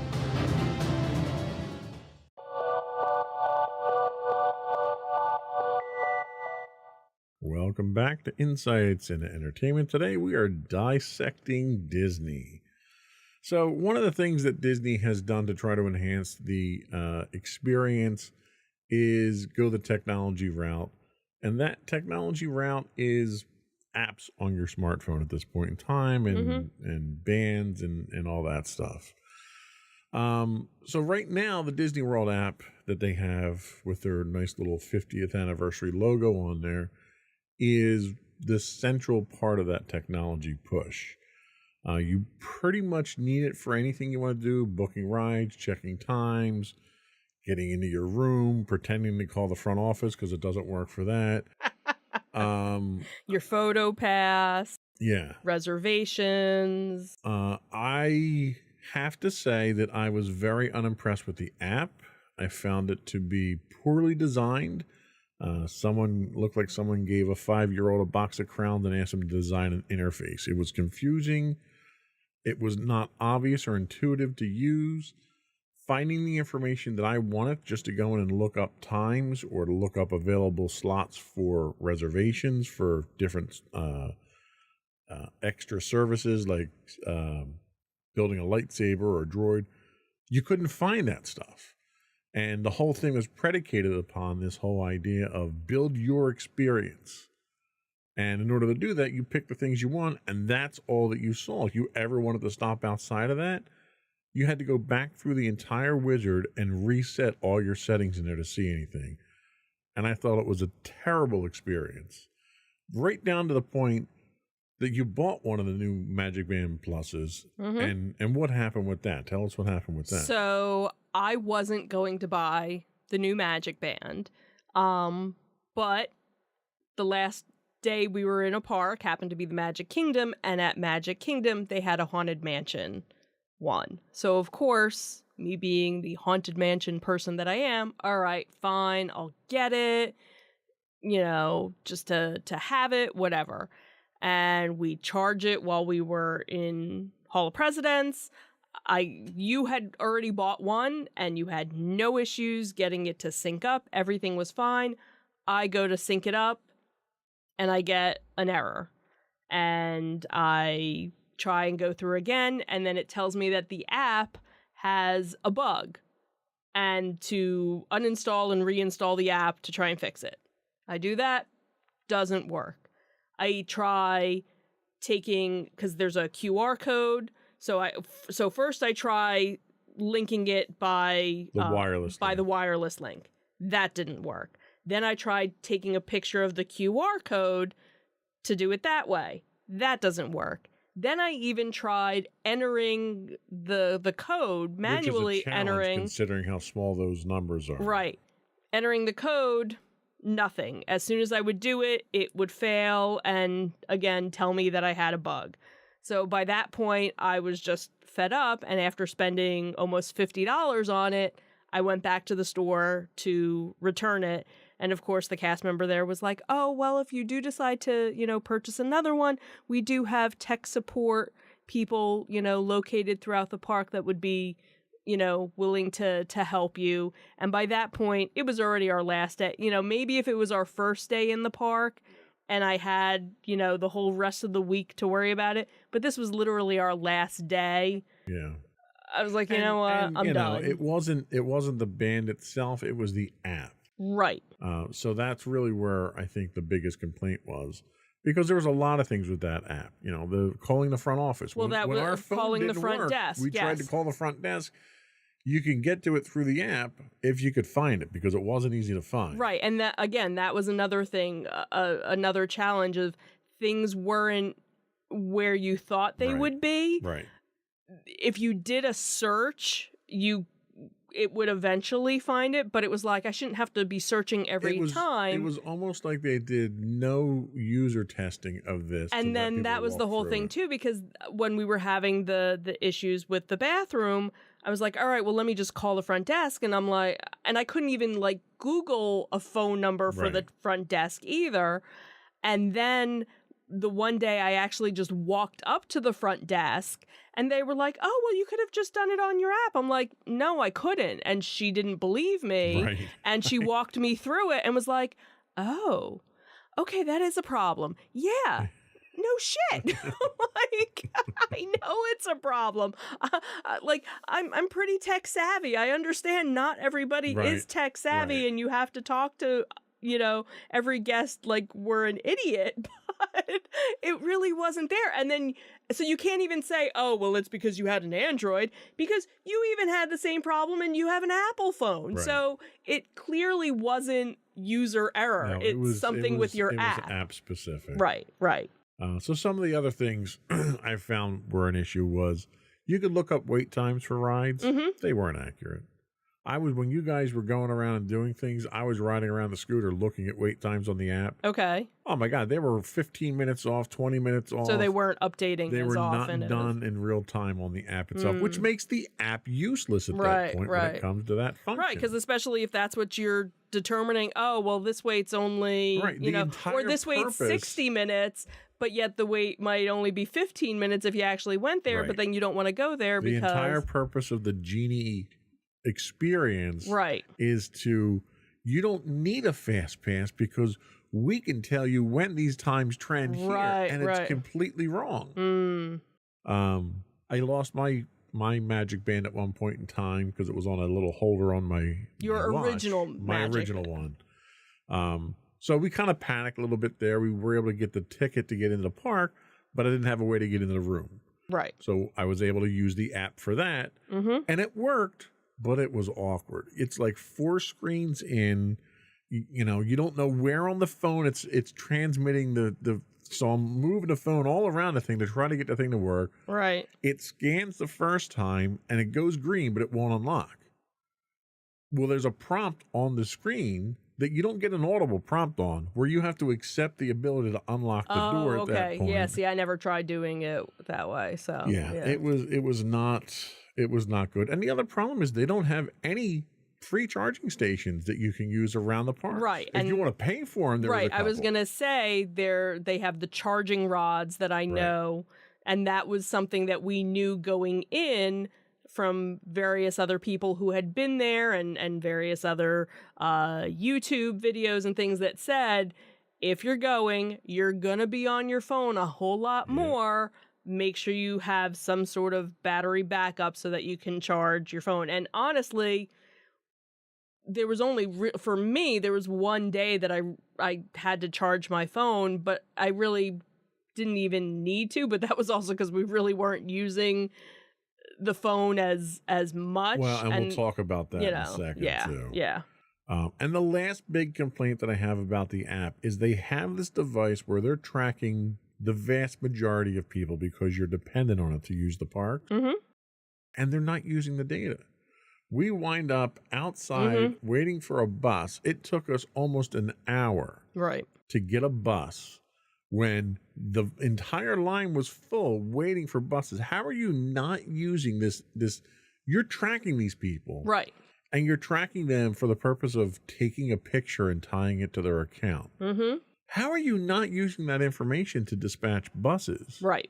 Or crowd control for different rides? Like, I don't understand why you would have all this information and then not use it for a constructive purpose. Mm-hmm.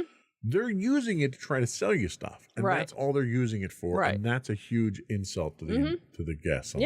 No, I agree. Especially when it comes to the end of the night where everybody is tired, everybody is cranky. Yep. Why you would have all these empty buses. Now, granted, maybe you didn't have enough bus drivers, but maybe that's what you need to plan, is that you always know at the end of the night you're going to have a rush of people wanting to get out. Why not put that extra and in the past, staff? They've had instances where you've had cast members at the bus stops. And the cast members are calling in the dispatch saying, I need a bus for this resort. I need a bus for this resort. They didn't have that. Right. And they didn't need it because they have the technology. They just chose not to use the technology. Yeah. So let's talk about that massive scam that is Genie Plus. Oh, Genie Plus. So tell us how much we paid for that and how much we used it. So we paid $15 per person per day that we were in a park on a regular park ticket. So we only went to the park for 3 days, but the one day was the Halloween party. And because of it being a special ticket event, you don't use Genie Plus on that day. So we only had to pay for Genie Plus for 2 of the days that we were in the park. So $45, so $90 total for the 2 days for the 3 of us, because each individual person has to have it for however many days. And since we hadn't used it before, we figured, you know what? Let's try it. Let's give it a try and see if it makes a difference or helps us out. We took one for the team so we could review it for the podcast. Right. And granted, there are lots of pros and cons. You know, there were a couple of friends of mine who had used it before, and they said, oh, it takes a couple of days to get used to it. I'm like, well, I only have 2 days to get used to it. So I either need it to work or not work. And the big push before used to be, you know, buying it ahead of time and making sure you had it, even though you couldn't really do anything with it until the day of. And now there's some other changes that they're making to it. And again, I'm not really 100% sure of what they all are because we're not there anymore. So I'm not really paying attention as to what those changes are. But I know one of the major changes was that you didn't have to purchase it until that day if you wanted to get it. So doesn't make again, it worthwhile. Right. So how many rides did we get on using that system?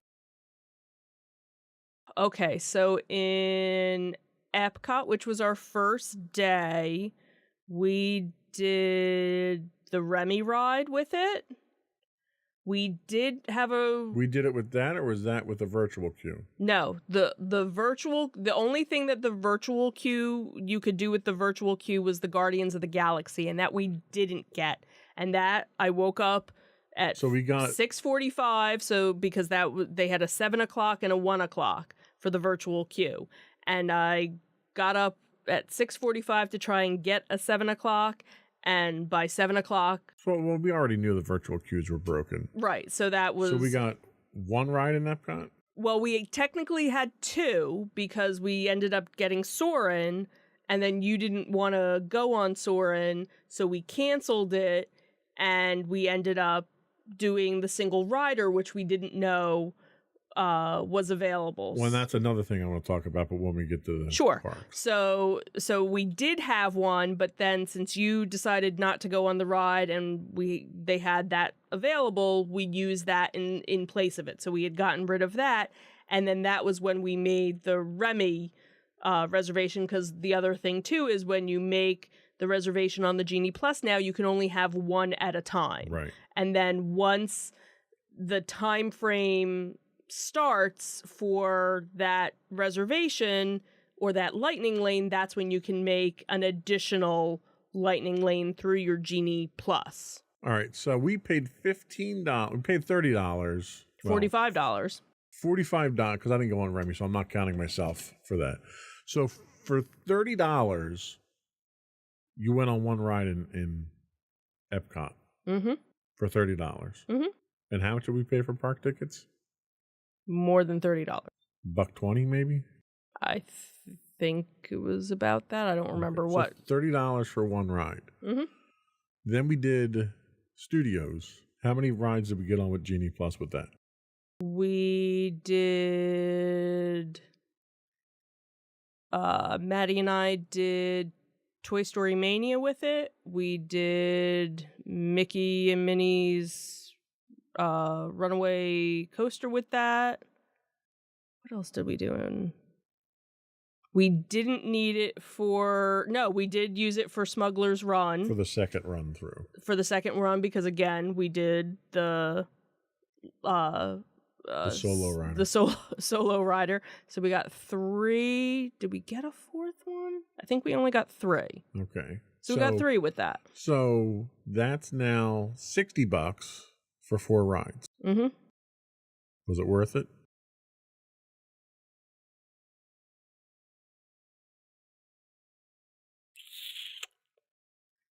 Probably not. This is $60 on top of $120 per person per ticket to get in to ride the rides anyway. Mm-hmm. Right. So we're talking about $150 per person for Genie Plus and a ticket. And Genie Plus got you 4 rides. That to me is a scam. Mm. The other thing that I found was interesting is we got into Magic Kingdom early on Friday because of the party, Right. and it was still regular admission in there. Mm-hmm. We walked past Peter Pan Right.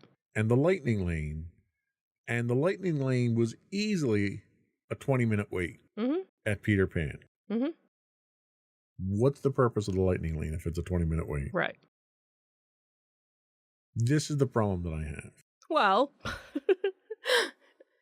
when the regular ride is a 60-minute wait, a 20-minute wait is nothing. But again, Still, yes, we know. that's not Lightning. I'm sorry. Right. I understand that. Lightning is I walk in and she'll be able to get right on the ride, Right. especially when I'm paying for it. Right. What rides were not eligible for Genie Plus I don't know if there was anything. besides Guardians of the Galaxy? Well, Guardians of the Galaxy, because that was the virtual queue. right. So you could only do virtual. Was Rise of Right. the Resistance one you had to pay to get on, or was that eligible with I Lightning Plus? think it might have been, because I think what they do with their certain big ticket rides, you know, kind of their e-ticket rides, is they offer the additional pay for me Right. Lightning Lane, and there's so many of those that they put out, and then there's so many regular it's- Lightning Lanes, and So here's where the real scam is. Oh, yeah. So pay $15 for Genie Plus, unless you want to go on this other ride, and then pay another $15 to get on that ride. Right. And it's not always $15 because depending They change on the rates because based on right, the time of day year. and- So it right. could be $20 to go. Okay. But all the ones that we saw where they were an additional fee. So like the Guardians of the Galaxy, we didn't get the virtual queue. But now they didn't, so with that it was only virtual queue or paid Lightning Lane. There was no standby, meaning you couldn't just go and wait for 2 hours on a line to get on the thank ride. God for that. Right. So it was either you got in the virtual queue for free, or you paid $15 to So get a time spot. comparing the scam of Genie Plus to FastPass. Oh my God. There's no comparison between Okay. I think that ends the argument on that one then. Right. There was, I personally didn't. Now, if we had done a full Magic Kingdom day, I could see Magic Kingdom. Well, the problem I have with that using- is you can only reserve one at a time, Right. and you have a 1 hour cooldown after you've either canceled it or used it. I don't think we did. In the app, you do. Because I was actually able, because the one, Might not have been on canceling, but I don't on know, use. because there was one that I had one reservation and I actually had the next one, and it was actually overlapping because the one was from like 1 to 2 and the next one was from like 1:30 to 2:30, and I was actually surprised All that right, it, well, then they may have changed that. or it could have been a I had a work fluke. colleague that was down there 2 months I ago don't and know. said that was one of the problems they ran into. So maybe that was something that, So let's move on from Genie Plus, because if I stay on that, my blood pressure's going to go up. Real quick, before we go to break, Magic Band Plus. okay, Is it worth the price? It was about $50 with tax.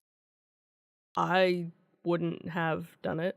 How do you feel about the fact that you need to charge the thing? It takes 90 minutes to charge. When you first buy it, you got to charge it. You know what? I already have my watch that needs to charge, so that was kind of a Oh, okay. Well, and that's the other thing. It's a proprietary Right, charger. and that was the thing that you said was, oh, great. So now if I lose this charger, I'm never going to be able to charge my Magic Band again. But So- they sell extra chargers But they there do now. sell extra chargers for you. But so, God forbid you give me a device that can charge on an Apple charger or an Android charger or a standard Qi charger. Right. And the other thing too was, yeah, it's cute that you walk past, so they have the different statues and stuff, and if you wave your band in front of it, sometimes the or if statue you walk past it, or if you look at it wrong, you have no idea how to trigger these things. Right, because there's nothing that I found. I'm sure probably somebody has put together a YouTube video saying, oh, here are the different things that your Magic Band Right. will do. And the thing is, they've been doing things like this for years. Back when they had the 100th anniversary, the 100-year anniversary or the 100th birthday for Walt Disney, they had these special pins that you could get. Right. And when you would go on certain rides, the pins would light up. Or if you were watching the fireworks, they'd light up. So this is kind of the So they're same also, thing. They're vinyl. They're like the old ones right. were. So they're very sweaty. They're very hot to wear. Right. Mine fell off 3 times Right. after having put it on. I had to have you carry it Right. because I was afraid I was going to lose it. Right. What else did I have down here? That it didn't have any sound. No sound. So like the thing would vibrate and the thing would light up, but like you have no idea why. Right, because when we were walking out of Magic Kingdom, we didn't walk past anything Right. special that I knew, and all of a sudden I'm like, why is the band... Right. I already have enough things on my watch to notify me of different things. I to didn't me, need it's it. almost like, hey, this is a really cool technology. Let's sell it. And nobody was like, what are we going to do with it? What's the purpose of it? Oh, Yeah. just sell it. We'll figure it out later. Mm-hmm. Whereas when the Magic Bands came out, they had a true purpose. Right. And I could see if we were annual pass holders or we were still DVC and we'd be going down a couple of times a year. All right, sure, I'll get the new band, because that's the other thing too, is that no longer as a resort guest do you get a free Magic Band, because that was what they kind of moved away from, the room keys. Right. The crack dealers at Disney gave you the first dose, and now you got to pay for the Well, rest. fortunately, we have enough Magic Bands. We don't need we don't need to buy a $50 one. So All right. So the technology to me seems more like a scam than anything else, and it's a money grab. I think we can kind of agree on that to a large extent. sure, we'll go with that. All right, let's take our last break and we'll come back and we'll chop up the park experience. We'll be right back.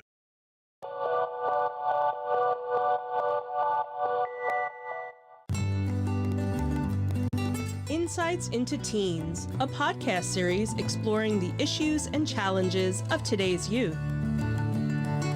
Talking to real teens about real teen problems.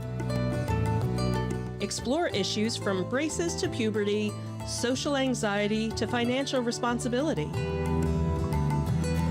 Each week, we talk about the topics concerning today's youth. We look at how the issues affect teens, how to cope with these issues, and how parents, friends, and loved ones can help teens handle these challenges. Check out our video episodes on youtube.com/insightsintothings. Catch our audio versions on podcast.insightsintoteens.com or on the web at insightsintothings.com.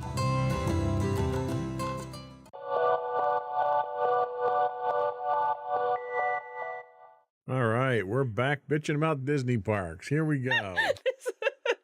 It's going to be such a great podcast. So we've got 3 to complain about, and I'll start off with Epcot. So we're still at the point where we have to make a reservation to get in the park. Correct. One would think the reason for that was to regulate how many people were in the park, you would think, right? You would think. Still packed and crowded as hell. Don't understand that. Got to make a reservation, but I got people crawling all over me still. Someone needs to explain that one. Huge sections of the park are shut down because of the construction that's happening, which isn't unusual for Disney. The problem is it requires you to completely reroute how you get from point A to point B Correct. in a park that has literally the longest walk between rides already. Mm-hmm. So it's forcing you to extend those rides where they probably could have been a little more strategic in how they set those barriers up. Oh, and the fact that you have to order ahead for food now because you can't even stand in line to buy food almost at any of the restaurants, the quick serve restaurants. Well, we actually didn't run into any problems with any of the quick serve. They were still okay, good. We were still able to.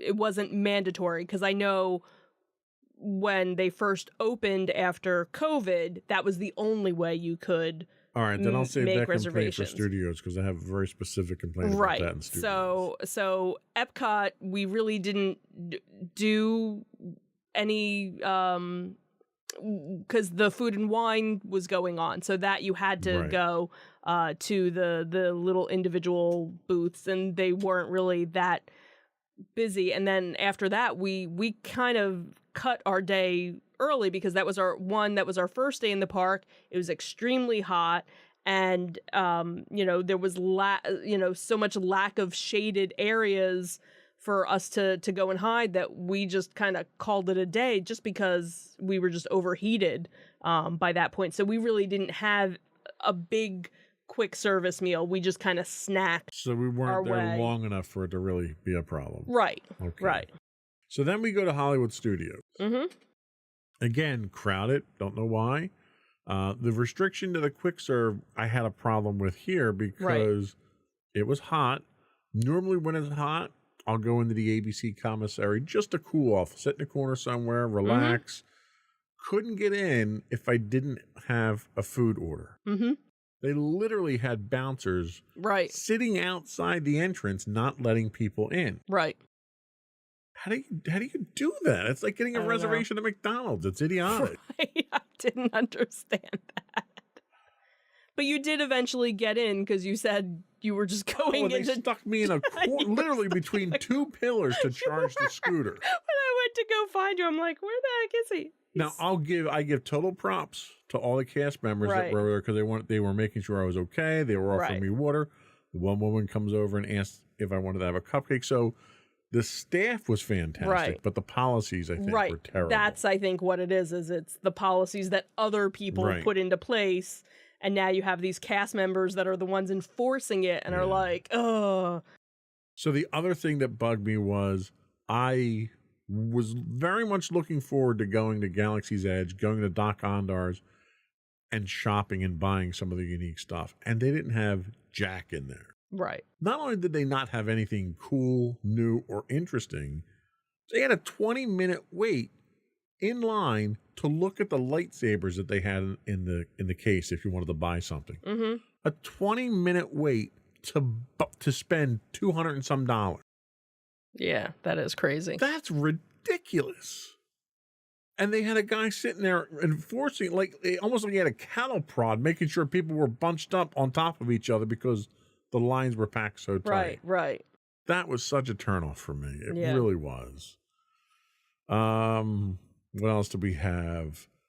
Finding a seat at the quick serve was like, almost impossible. You had people just circling around waiting for someone to get up. Right. Now, we did eat at the docking station. Right. And that, again, didn't have a problem, because they asked when you got there, did you do a mobile order or are you placing an order? Because they had two separate lines. Right. They let you get in to order something, which was nice because I could at least get in and cool off. Right. And then, just like, the quick serve. But we've had that before where there weren't always tables available depending on what time. Well, before our quick serve was always the way that we went because or the mobile ordering was how we went because that was our secret weapon. Right. And now everybody does it. So, of course, you need the app to do it. And, but it worked out. We still got a meal. We still had a table. Couldn't book anything with Savi's workshop to build a lightsaber. Well, and honestly, if we had tried to book it when we had made our reservations, we probably would have. I shouldn't have to book spending $400. I understand that. 6 months in advance. I shouldn't have to do that. Right. But that's the thing is when we went 2 years ago, we made those reservations as soon as we could make them and we got them. My biggest concern here was I couldn't even see that there weren't reservations or how to make that. It wasn't even an option. Right. It took you a while to find because that. I had to search. I did a search for Savi's and right. Again, it was a whole secret thing because if I didn't know what to call it, right. I wouldn't have been able to find it. There was nothing obvious. Again, you had to search, but you had to know what you were searching for. So there were far fewer character interactions at Galaxy's Edge this time than the last time. Mm-hmm. Everywhere you look, last time we were there was a character you were bumping into them left and right. Right. There were 2 or 3. Kylo Ren and some stormtroopers. Right. That was and about at it. one point in time, Chewbacca and somebody else was up on a platform Oh, see, I didn't somewhere. even see them. You couldn't interact with them. They were basically up there just waving at people like it was a parade float. Right, right. Well, that even happened when we were in Epcot. Pooh Bear was behind a fence. Oh, yeah. You know, They stuck him out